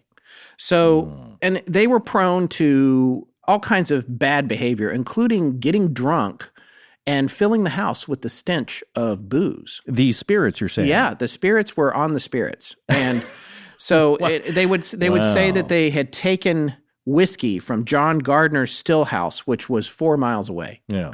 I don't really understand how something ethereal gets drunk, but whatever. And then in addition to this, Black Dog seemed to take on the job of assigning ongoing torture to the Bell family while also sending some of these other members away to go do other things. And so they would be out and about, but someone was always left behind to torture the Bells. Yeah. So there's a lot of that going on. But the thing about this is, and you can't tell from Our Family Trouble, Richard Williams Bell's book, you can't tell from that book how long this lasted, but you get the impression that it wasn't very long when that went by the wayside and we were back to just Kate. Yeah. So it's interesting. It's frightening. We looked up these names, and there's a lot of people done a lot of research on it. There is no clear definition of the word psychography. Psypo, I think, in Greek means garden. But, right. Who knows? Garden gnome. I don't know what this... It's kind of a nonsense made-up word. But again, a good heavy metal band name. Yeah. It's just fascinating to me. So the real question of what this thing is, what Kate is, what this creature is, if you believe any of this at all, is a question that I feel remains unanswered to this day. Just like the question of why was it particularly obsessed with John Bell Sr. and Betsy Bell, the daughter. Yeah. In addition to latching on to John Bell and making it her business to eventually destroy him completely, the other main goal of the Bell Witch was to prevent Betsy Bell from marrying the young love of her life at the time. Joshua Gardner, a boy she went to school with, who was very handsome, well-respected apparently, and they had a crush on each other, for lack of a better word, and were very enamored with each other. Now, to remind the listener, she's about 11 to 12 years old at this time? Yes. Yeah. Very young when it's started out, I believe. Well, people, again, they got started in life much earlier because life was rougher. You had a shortened, you had a shortened life expectancy back then. Yeah. But you were also more mature earlier on. Yeah. So what we're saying is you're in kind of the courting, the schoolhouse crush. Right. And one of the things that Richard Williams Bell says in his book, it's got very flowery language, which I read in some of our other sources, was the style of the time. They were trying to mimic the writing things in England. And I love it, the dialogue that's in here. But one of the things that they said about Betsy Bell was that she blossomed early. She was a very beautiful girl. And, I think she was very mature, and the boys were very taken with her. Well, yeah, she's also very smart. Yes. As you said earlier, she's into botany. She knows the names of the trees and the flowers. She's very knowledgeable. So she's no shrinking wallflower here who doesn't know much about the world. She's got some charisma to her. Yeah, that is all very fascinating. But the question that remains is, why did this thing have an obsession with preventing Betsy from marrying Joshua? Yeah. And it was a strong obsession. And I believe the quote, I'm not going to say it word for word because I'm not sure where it is in these books, but it basically was like, please don't marry Joshua Gardner. Please don't marry Joshua Gardner. Yeah. And that sounds like a very polite request, but this, what else is happening is this creature is pulling her hair at night, slapping her face, ripping the covers off her bed, and I believe on a regular basis. Yeah, and I believe people were getting poked with needles. Yeah, so there's a lot going on. In addition to this, Kate was frequently examined by investigators who were coming from all over the country, and in some cases the world, to try to figure out what was going on here. All of them, when they crossed the threshold, being convinced that it was a fraud. There were accusations of ventriloquism. No accusations are made in these books, but obviously something that I'm sure you, our listeners, are thinking, and one of the things that I thought about is the possibility of physical abuse and a cover-up of abuse that's internal to the family. Sure. There's just all kinds of things that could be going on here.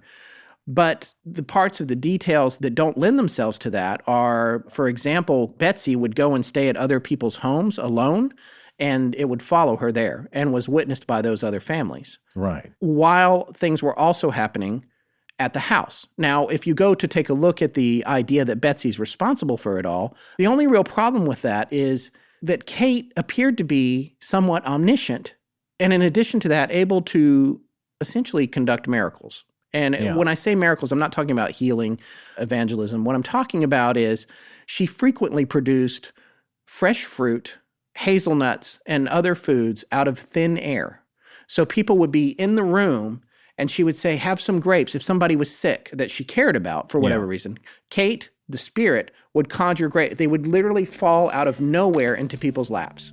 Hazelnuts, grapes, other fruits, which at one point I think she said, I got these in the Indies. Okay, so that's interesting there. You're talking about Kate the spirit doing this, not Betsy the child. Right. The idea, though, is that if it's being faked by an 11-year-old girl who picked up Howdy Doody's book on ventriloquism somehow and gained this remarkable skill. And she'd need a time machine for that, but yes. Yeah, these are people living essentially out on the frontier, but somehow she's picked up this trick and is a genius. Her and her brothers, they were all accused of participating in it. Right, and people saying like, well, it's that whole poltergeist young girl thing. Right. And it's like, well, if she's faking it, she's pretty darn good at poltergeisting. She's pretty good at having it done to people just showing up who are checking out the place and the phenomenon, because as we said earlier at the beginning, strangers were showing up and say, hey, show me the ghost here. And something weird would happen to them. Yes, and she wasn't even always home. No. The knowledge that this spirit had, that Kate had, went far beyond the knowledge that any young girl could have. Now, even though Betsy was very intelligent. Well, but prophecy and predicting the future and knowing people's innermost thoughts. And this is what's so scary. And who strangers were before they even came into the house. See, but you're getting at something I find fascinating, and I'm sure a lot of people just find plain scary and frightening, is that it's omniscient. It knows your innermost thoughts. Yes. There were no secrets in the town. And what would happen is, if something was going on, again, this reminds me of shades of the Jersey Devil story, people were being outed by Kate. Yeah. Kate knew who was coming home drunk, who was fooling around, who was doing what to who ripped off this other person, and knew that not only about the locals, but people far afield who showed up to see her and examine her.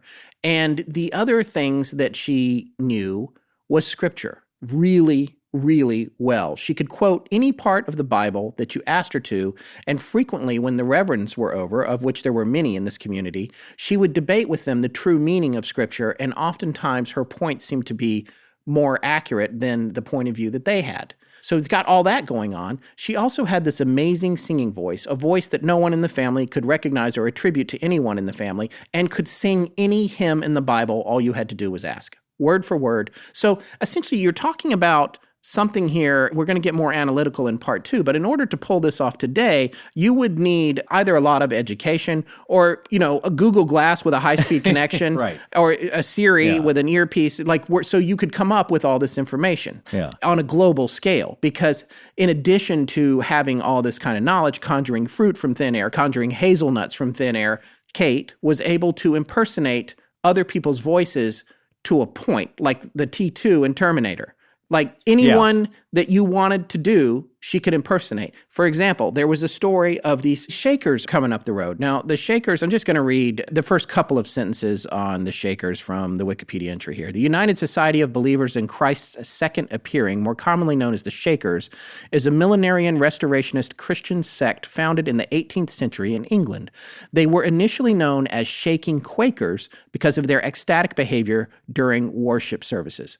So these guys apparently lived in the community there, and periodically they would come down the road and they would stop by the Bell house, and the Bells would feed them because Lucy Bell was a very magnanimous woman and they were a generous family by all these descriptions. Of course, I'm talking about books that were all written by their relatives when I say that. Apparently, though, I think it's in Ingram's book where the spirit Kate says Lucy was the finest woman to ever walk the earth. Yes, like that. She had a great affinity for the matriarch of the family, even though she wanted to kill the patriarch. So how that works, I don't know. But the Shakers were coming down the road, and Lucy knew, I guess they could see way down the road, that they needed to prepare some food for them. And she was being very kind and going about it, but also I guess she'd been having kind of a hard day and maybe mumbled a little something, but not too bad because she was a saint. Lucy was... Right.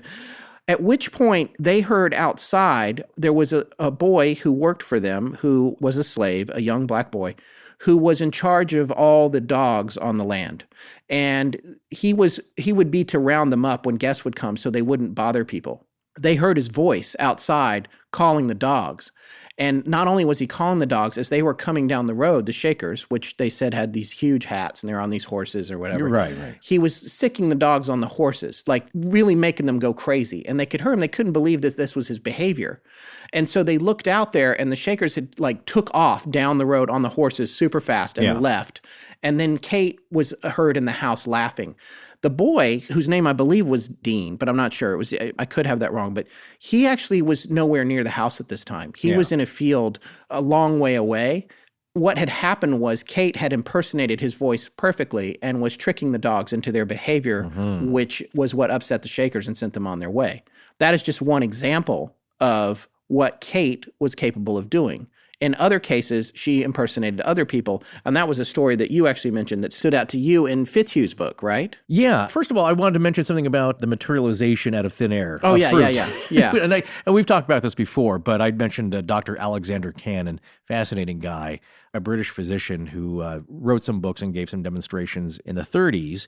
But he and a traveling companion supposedly were in Tibet, and they were on the road, and they meet this yogi who invites them to dinner, and he, with his... Yay, boo-boo. Not that kind of... Well, not that yogi. Okay. Yes, but there was a picnic basket. So, I spy a picnic basket? Yeah, that boy, the Blurry Photos guys do a whole bit on that. Yes. The point being is that he claims, Dr. Alexander Cannon, that with these advanced practices, he was able to materialize fruit that they ate. The yogi was. The yogi, not them. But he became to understand the principles later on in some of these things.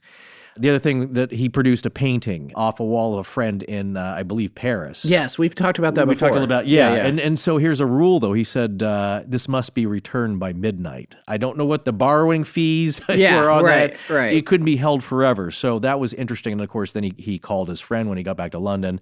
The guy goes, the painting was missing for a day. Yeah. So materialization out of thin air of object is nothing new. Of course, this happened a long time before Dr. Cannon's incident. Yeah. It was certainly not the first time. But it seems to be a capability if you believe in that kind of stuff, because we saw it in Paranormal Witness, which was episode 3 of the first season, which is one of my favorite because it does deal with a demon terrorizing a family. The stepdad was so upset because it was about these little ceramic cats. He threw it out in the yard. They turn around, it's back on the counter. Yes. Which instantaneously, which should creep you out. So that's a great episode, probably my favorite of that season. But anyway, so getting back to having tests done at the time, these two anecdotes appear on the Wikipedia page under the synopsis section, and they're both from Pat Fitzhugh's book, The Bell Witch, The Full Account. So you can read them there if you like. But the first one has to do with John Johnston, who was the son of James Johnston. Well, people want to get to the bottom of this, so he devised a test to test Betsy, basically, about something she couldn't possibly know about. And when I say test Betsy, if Betsy's doing this, yes. they ask the witch, and it's like, well, okay, let's see if she can use her ventriloquism powers to get around this question. They asked the witch something only somebody in the Johnston family would know, back from North Carolina, and the question was, what would my Dutch step-grandmother back in North Carolina say to the slaves when she thought that they messed up or did something wrong? And the witch, or the Kate spirit, replied, "Hut tut, what has happened now?" in the grandmother's Dutch accent. So imagine hearing that out of thin air, or coming from a freaky 11-year-old girl. Either way, it's got to be really disturbing. Yeah. It's suddenly the exact voice of a distant relative several states away. And that's not the only time something like that happened, right? No, here's the other one that's part of this anecdote in the same paragraph, which is, I think, even creepier, but along those lines. One that shows a type of interplanetary, interdimensional omniscience, which is disturbing enough. So I guess this Englishman had shown up. The word is getting out. Not that the Bells wanted it to. Again, they were pretty ashamed about this, but now so many people are getting poked and pinched and slapped around the community. Word is getting out. I'd read even that people from as far as New York. It's like a Monty Python.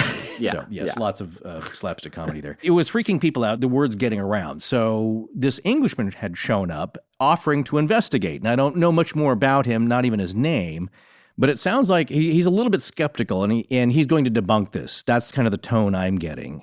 And when he's talking to the family about his English parents or his English family overseas, the disembodied voice suddenly mimics his English parents in their voice. So that's got to be strange. And I guess he stays overnight, or he's there all night investigating, like a paranormal show, right? But, pre-19th century style.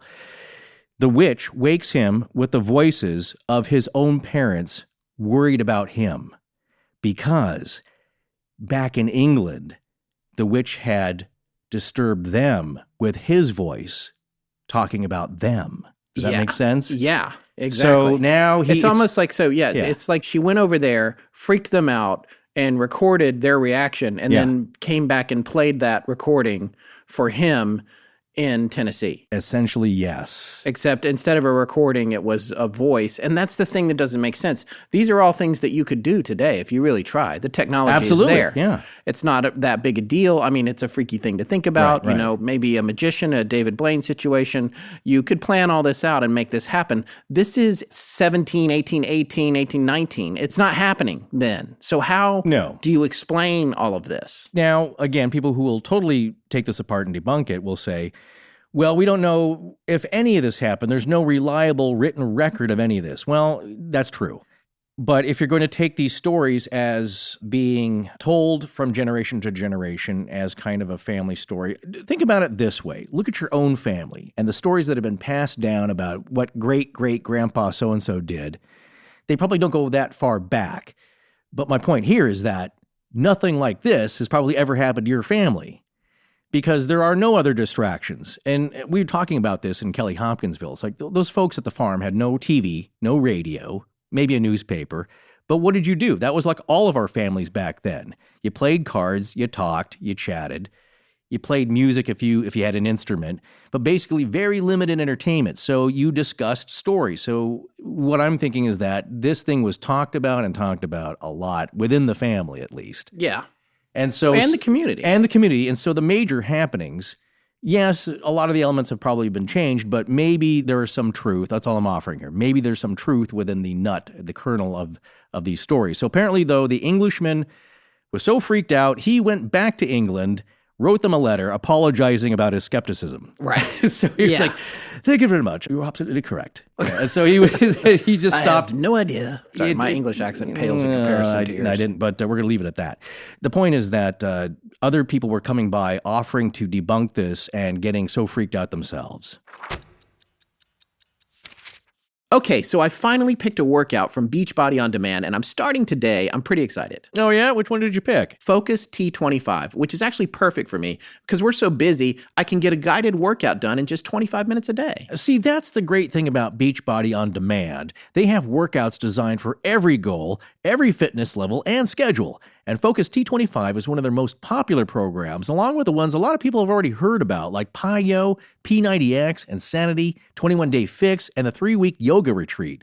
And with all their programs, you can start by picking one that fits your schedule, fitness level, and style. And you might already be seeing one of the staff trainers at a gym you go to, and that's fine. But Beachbody On Demand has many of the best trainers and fitness experts you've heard about or seen on TV, and you get to decide what you like and what works best for you. They also have a portion control focused cooking show called Fixate and over 100 recipe videos, so you can get your nutrition in line too. All right, so which one did you pick, Forrest? Well, I think I'm going to go with Insanity Max 30 because it's just 30 minutes a day for 60 days. Aha, I see what's going on here. You're thinking of getting in shape for our upcoming Los Angeles fan meetup. Well, the actor I've hired to portray me at that event is already in great shape because he's been doing P90X3.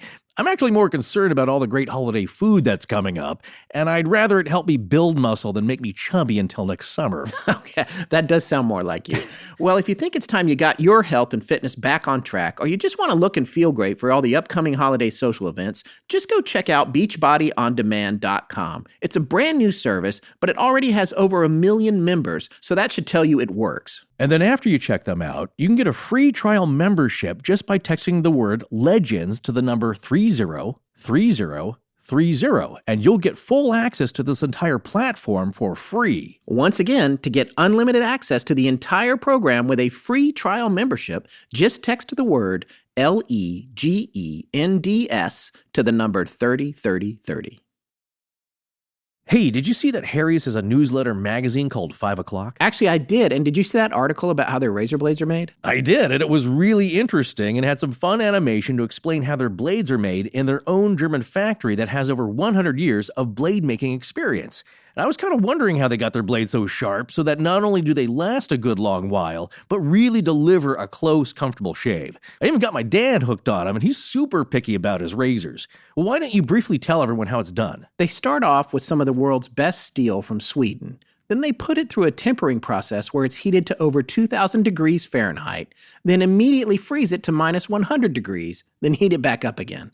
That makes the steel's nanostructure hard and strong. Then the blades are ground into a precision Gothic arch angle, so they have a super sharp cutting edge that lasts.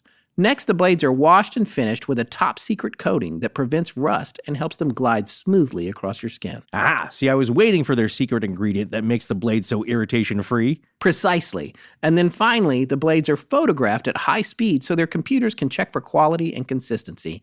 And that's why Harry's can confidently offer a 100% quality guarantee. And at half the price of the leading 5-bladed razor. Find out for yourself because Harry's is so confident you're going to love their blades, they'll give you their trial shave set for free when you sign up at harrys.com/legends. You just pay for the shipping. That's right. Claim your free trial offer from Harry's today.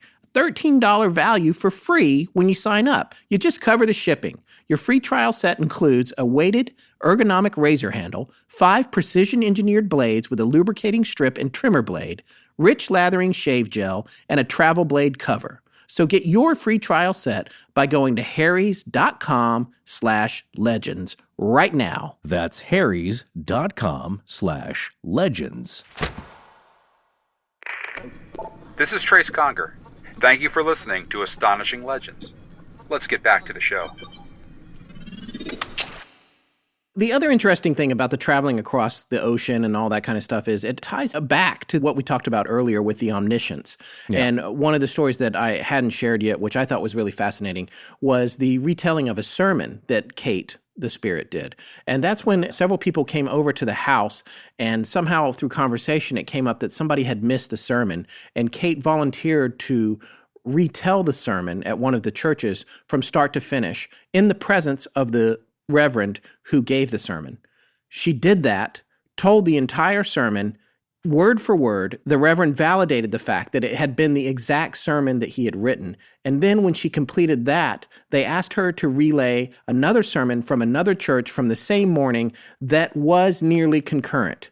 and she did that as well. And that reverend was at the house as well. And they both confirmed that those were their exact sermons. So this kind of stuff's happening. It's being in two places at once, being able to travel great distances. In other cases, though, things seem to take a few minutes. There was a time when dear Lucy, as she called her, or Old Luce, who was the matriarch that she was so fond of, had wondered whether or not a friend of the family, or I think it might have even been a relative named Jessie, was home yet from a trip. But she was in the house and she was just like, I wonder if Jessie's back yet. And the voice came out in the house, the disembodied voice of Kate came out and said, don't you worry, Luce, I'll go see. And it left for 4 or 5 minutes. And then it came back and said, Jessie is home. And he is reading by candlelight and specified what part of his house he was sitting in. And he's home safe and don't worry about him, Old Luce. Sure enough, the next morning, they meet Jessie. He either comes over or something. They talk about his trip. And Lucy says, we knew you came home last night because Kate told us. And he said, yeah, I know. I was actually in the house when the door opened. And my wife looked over and we knew that it was Kate. And then the door closed and I guess she left. She came and confirmed that I was there. Now, in this case, that took 4 minutes to go just a few miles. Right. In another case, she's going all the way across the ocean instantaneously. So I don't understand. And we get into this thing, it's, I've said this before, it's been a while. I know I was a broken record. It's at least the first year of our show, if not 2 years, about, I'm this and that and the other. And yet my wife is a television writer. Right. And she's a comedy writer, but she's worked on some sitcoms and that sort of thing. And one of what you call this scenario when you get into this, what I was just talking about is the logic police. Because in a writer's room, especially if you're writing about something fantastical, somebody will be like, oh, come on, that's ridiculous. A police car can't jump off a parking deck. And then the other person will be like, really, that's what's going to bother you? We just had an elevator fly up into the sky. So it's the logic police thing. No, right. My classic example is the Larry Sanders Show, which I loved. Yeah. And they were doing a bit about the hat in a can, which is basically just pink foam that they were going to spray on Hank's head. Right. And then Hank goes, well, wouldn't the brim come out first? He's like, you're arguing the logic of the hat in the can? It's silly to be even talking about that. Right. It's all kind of ridiculous. And that's the part that I don't get about Kate the Spirit. It's like, okay, well, I'm going to go over here. It's going to take me a few minutes to go 2 miles and see if this guy's home. Or I'm going to go all the way across the ocean and freak this dude's parents out with an impersonation and then come back, and that's going to be nearly instantaneous. And what a lot of people will say, and I know I can hear them now, our good friend Dr. Atlantis going, it's because this is all malarkey. Of course, yeah. And I get that. Right. And I think in part 2, we'll be talking about that. What parts of this have veracity and what don't, and the possible verification and corroboration that's coming down from other families, like you mentioned, the Johnston family. But I don't want to be too credulous either, which is, the first thing that a devout skeptic's going to say. You guys are just believing whatever this thing says. Because I'll admit, when I read the book, at first I was like, oh, this is not what I expected at all in terms of a witch story. I really didn't expect this. And then there were some things that were comical. And the conjuring of the fruit and the making fun of people and then the singing of hymns and there's just so much different stuff happening. And the tricking of all the people to go make them dig up a fake treasure. Right. It's not your classic demon behavior necessarily. Well, I mean, the trickster part is. We see this a lot from the many voluminous letters we get about you guys believe everything. And I've certainly been seeing that on Twitter. You just believe everything. It's like, well, really what we're doing is, again, for me personally, that guy's going to have a laugh again on Twitter at me. I'm not even going to mention his name. He knows who he is. Yeah. About believing everything. It's like, well, I believe in the possibility of certain things happening or that it's possible because I can't tell you personally what is impossible anymore. So, but all we're doing here is that when we say it's like, well, this is pulling this fruit out of thin air happened before, we're not saying we believe that. What we're saying is that there are other cases where that's been purported, where that's been claimed, even documented in various manners. All we're saying is that here are some other examples of an explanation of what it might be, or similar to these other situations. Or if we're looking at the situation, again, not trying to defend it and claim it as credible, what we're doing is offering explanations that we've heard of. And again, we haven't totally studied. It's just something that we've come across either through the research for the specific episode or for something else. Well, there's a bunch of different things going on. And that's another theme that we seem to be running into all the time. What's going on here? Why are there goblin elves and owls and UFOs and rainbows and sparkles? And what is happening here? Because it's not fitting any kind of logical thing. And what we say is there's no logic to fit this that we can understand or know about yet. Now, there are some things that fit on the demonic level. Extreme intelligence, frightening, scary intelligence. Demonologists will tell you that's one trait of demons. The trickster element, getting a laugh out of our pain and misery and buffoonery. Omniscience, predicting the future. Reading minds, mimicry, posing as other people. Something we didn't mention before, it's like they don't want to tell you their name. So it's hard to get that out of them because then you have a little control over them. So it's basically posing as other people, mixing lies with truth, so you don't know what to believe. But basically their big bent is to deceive you for their own pleasure. And the jollies they get is the energy from us of our distress and pain and discomfort. And it's also kind of a big laugh for them. So taking it on face value. So when you ask that, what's going on here, and specifically to the travel times, I think about the Star Trek transporter dilemma. Yeah. And we've talked about this a little bit before, but I'll go over here quickly. It's like, okay, a lot of physicists look to the logic of Star Trek as far as things possibly in the future and some solid theoretical physics ideas. It's like the transporter. Say we're able to decompose all of your molecules, all the things that make you up, your carbon, the water, all that, and we beam that in a straight shot down to the planet, and you get reformed on the planet's surface, hopefully not into solid rock. Or do we just take the information about all of you that's here and recreate you with the molecules that are already there in the second location? Well, that's the definition of teleportation, right? Those are the two ideas. ideas. You're rebuilding. It's not the original that's going over. Well, it's a copy. Those are the two original's ideas. Gone, and the copy is new. Well, we don't know. But they're the same. Well, you can get scrambled. That's the idea, though, is that am I disassembling you? Here, all your molecules. No, disassemble number 5. Oh, sorry. Okay, you're one of the 1,000 people that have seen that. A lot of people. No, Come on. I want to hear from our listeners who has seen and loves Short Circuit. Thank you. Okay. Moving on. Yes. That's the two models, though. Is it easier? Because, well, actually, it would be easier to just recreate you because it's harder to beam something even at the speed of light.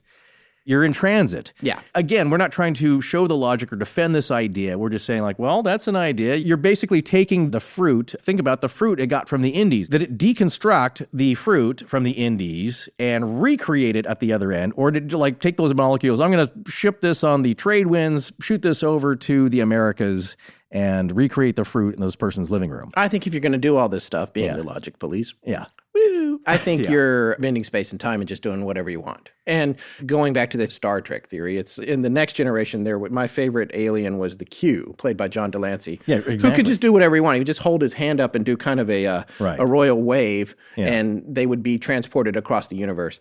That is the kind of stuff that's happening here, which either means it's completely fabricated or it's just something completely beyond our comprehension. And, I'll tell you where I'm leaning when we get to part 2. Sure. But my personal feeling is I don't have as many problems with the logic of how these things unfold as I did before we did the Skinwalker Ranch series. Yeah, right.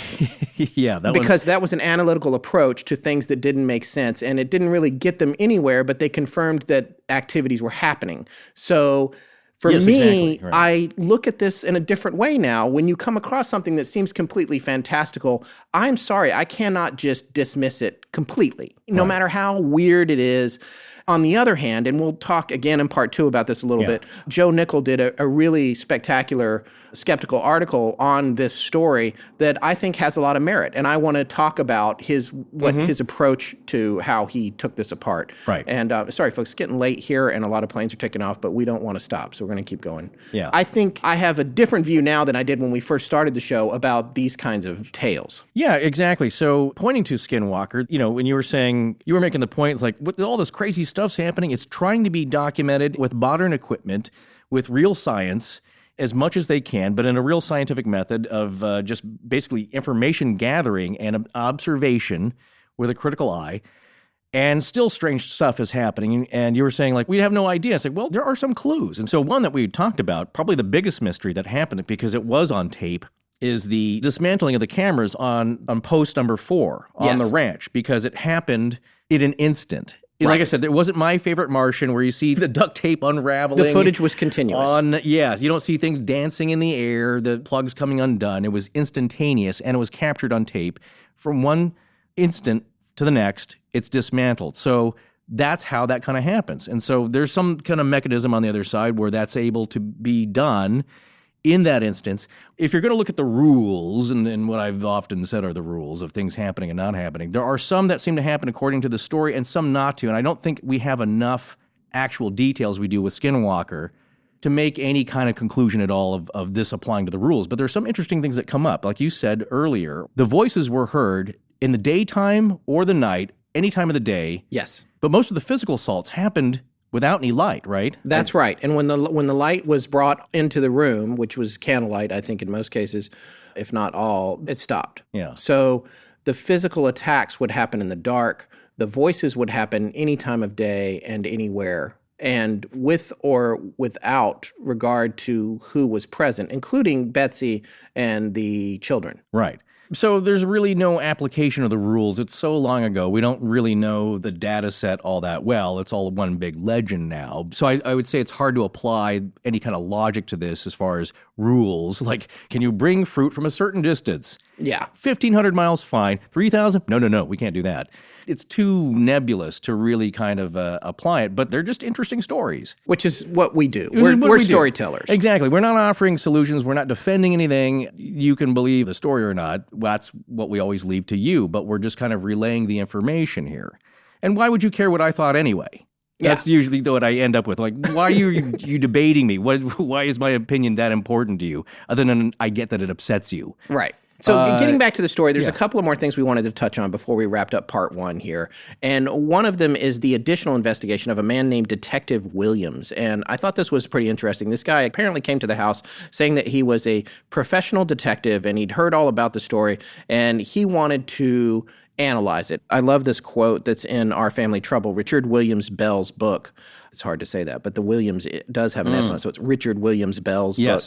The Williams is not possessive, whatever. Anyway, so this quote, I love this because this reminds me a little bit of Coen Brothers dialogue because they always find the most interesting, fascinating dialogue.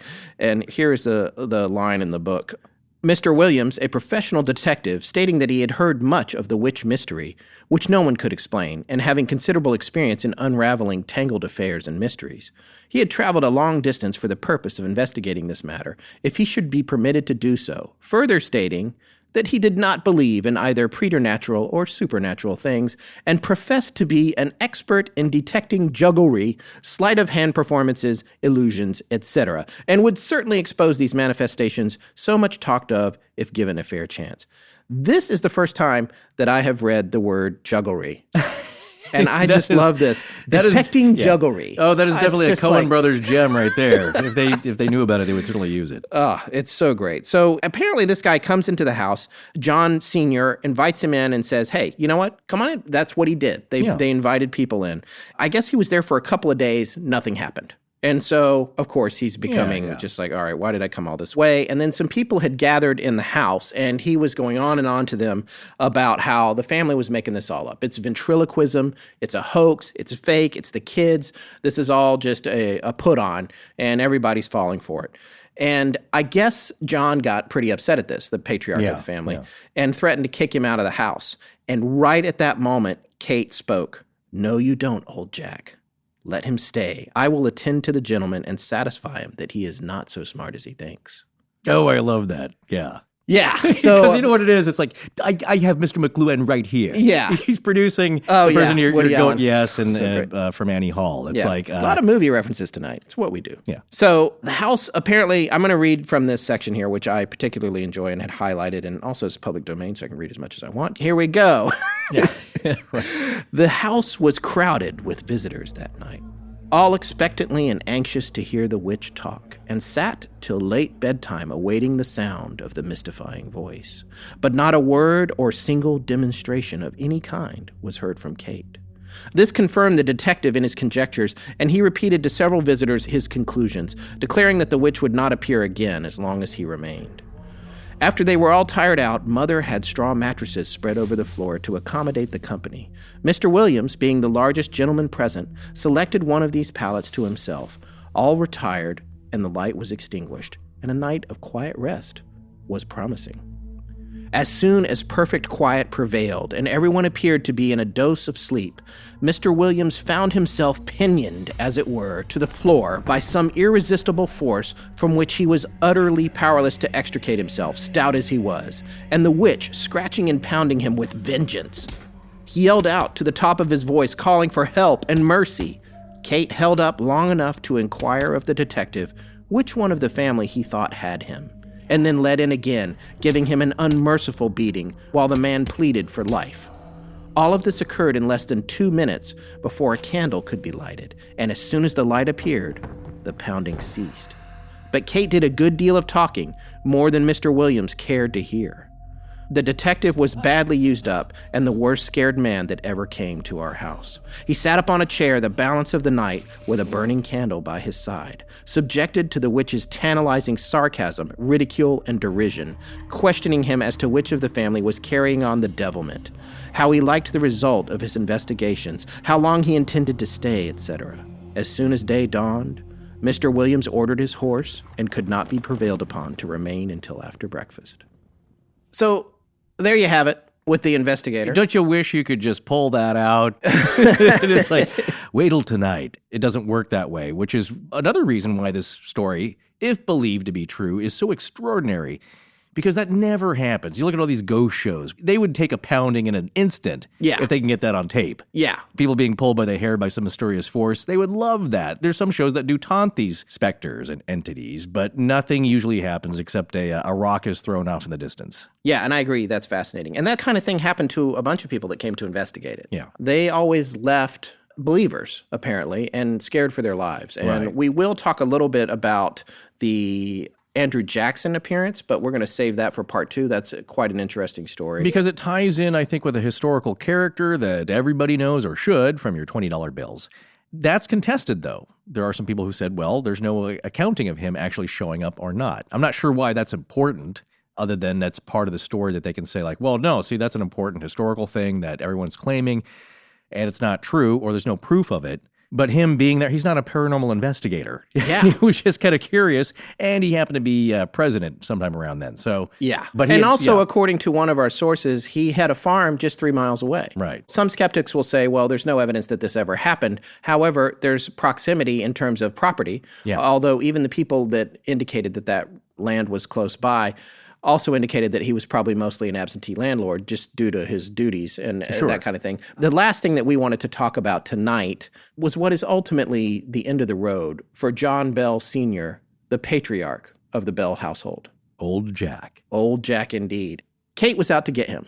That's the bottom line. She had said that she would be with him for the rest of his days. At one point, he had suggested moving away, and her voice came out and said, I will follow you to the ends of the earth until you are dead and gone.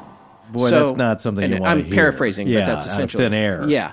Essentially, she's like, moving, don't bother. Yeah. And Kate had already proven that she could follow Betsy when she went to other people's houses. Right. And it wasn't just that things were happening to her. Other people were witnessing things happening to her. There's that going on. This was the beginning of the end for John, when one day he and his son Richard Williams Bell, who wrote the book Our Family Trouble, which is the first book in the anthology we keep mentioning. This story's on page 55 of the anthology, the printed version.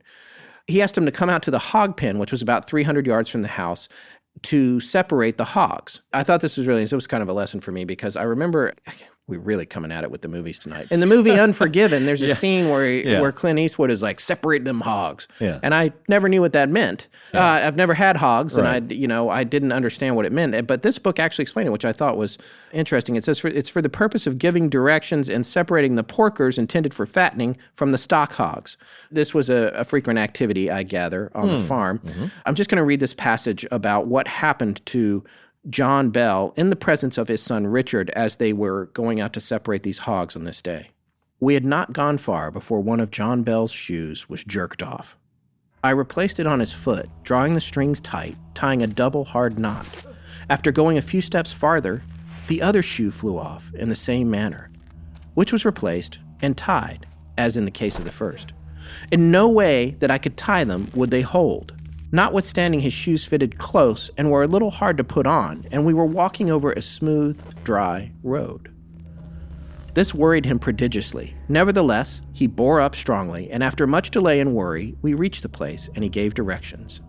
Seeing the hogs properly separated as he desired, and the hands left for other work, we started back for the house.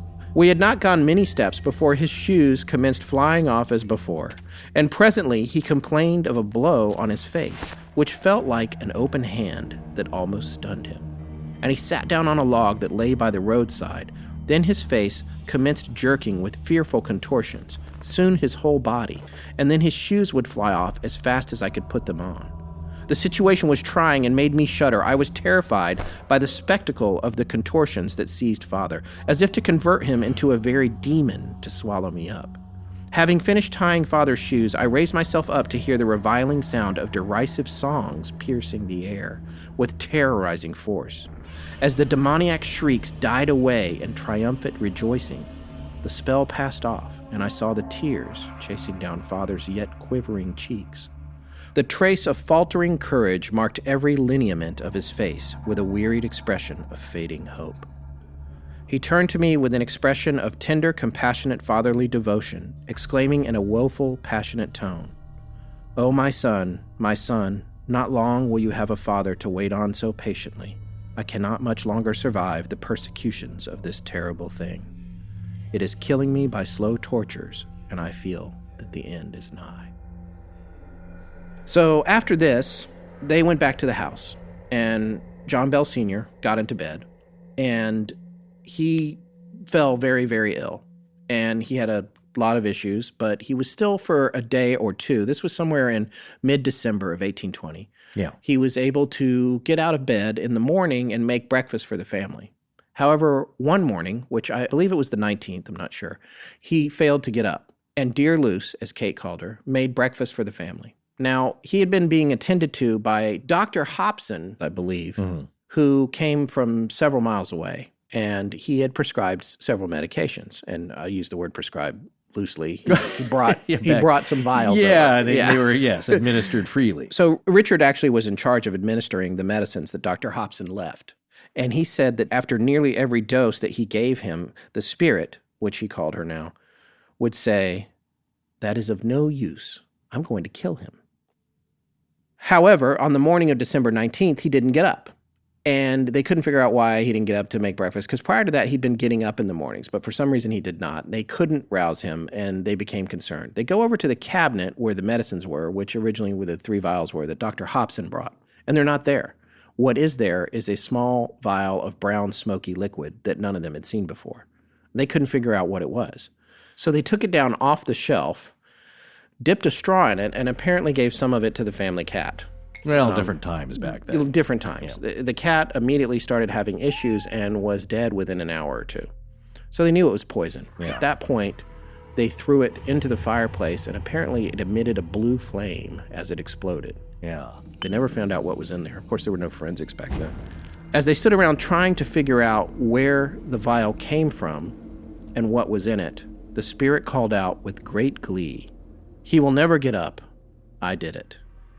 That was the end of John Bell Sr.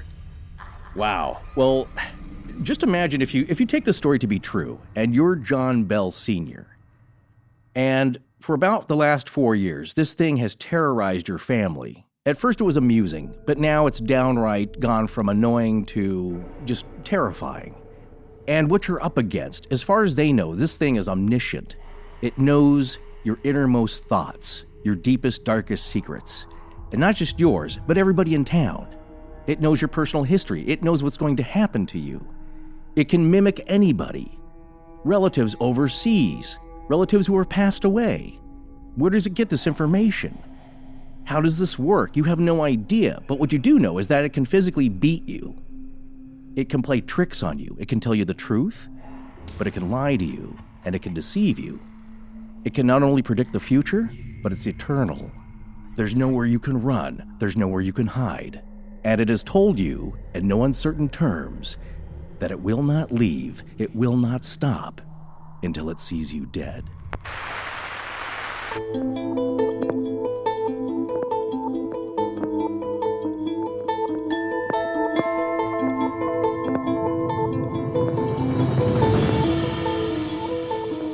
that's going to wrap up part 1 of our show on the Bell Witch. Come back next week for part 2, where we'll share a few more stories and dive into our customary analysis of the origins and plausibility of her existence. Special thanks again to the ARC, especially Marissa Ball and Quade Joslin. Please remember to support our sponsors, visit our website and online store, or become a supporter at patreon.com. Special thanks to John Bolin. Hi. I'm Mrs. Sawbones. I'm Trace I'm Conger. Trish Burdick. I understand this is with no implied promise of Galaxy-wide. Permission to... kick-ass suspense fiction. Please continue to listen. Your brains are very important to us. Our show is edited by Sarah Voorhees Wendell, and the theme is by Judson Crane. Sound design is by Ryan McCullough. Special thanks to the ARC and its lead researcher, Tess Feifel. But most importantly, we want to thank our listeners. You can find us online at astonishinglegends.com, as well as Facebook, Patreon, Twitter, and Instagram. Copyright Scott Philbrook and Forrest Burgess. Good night.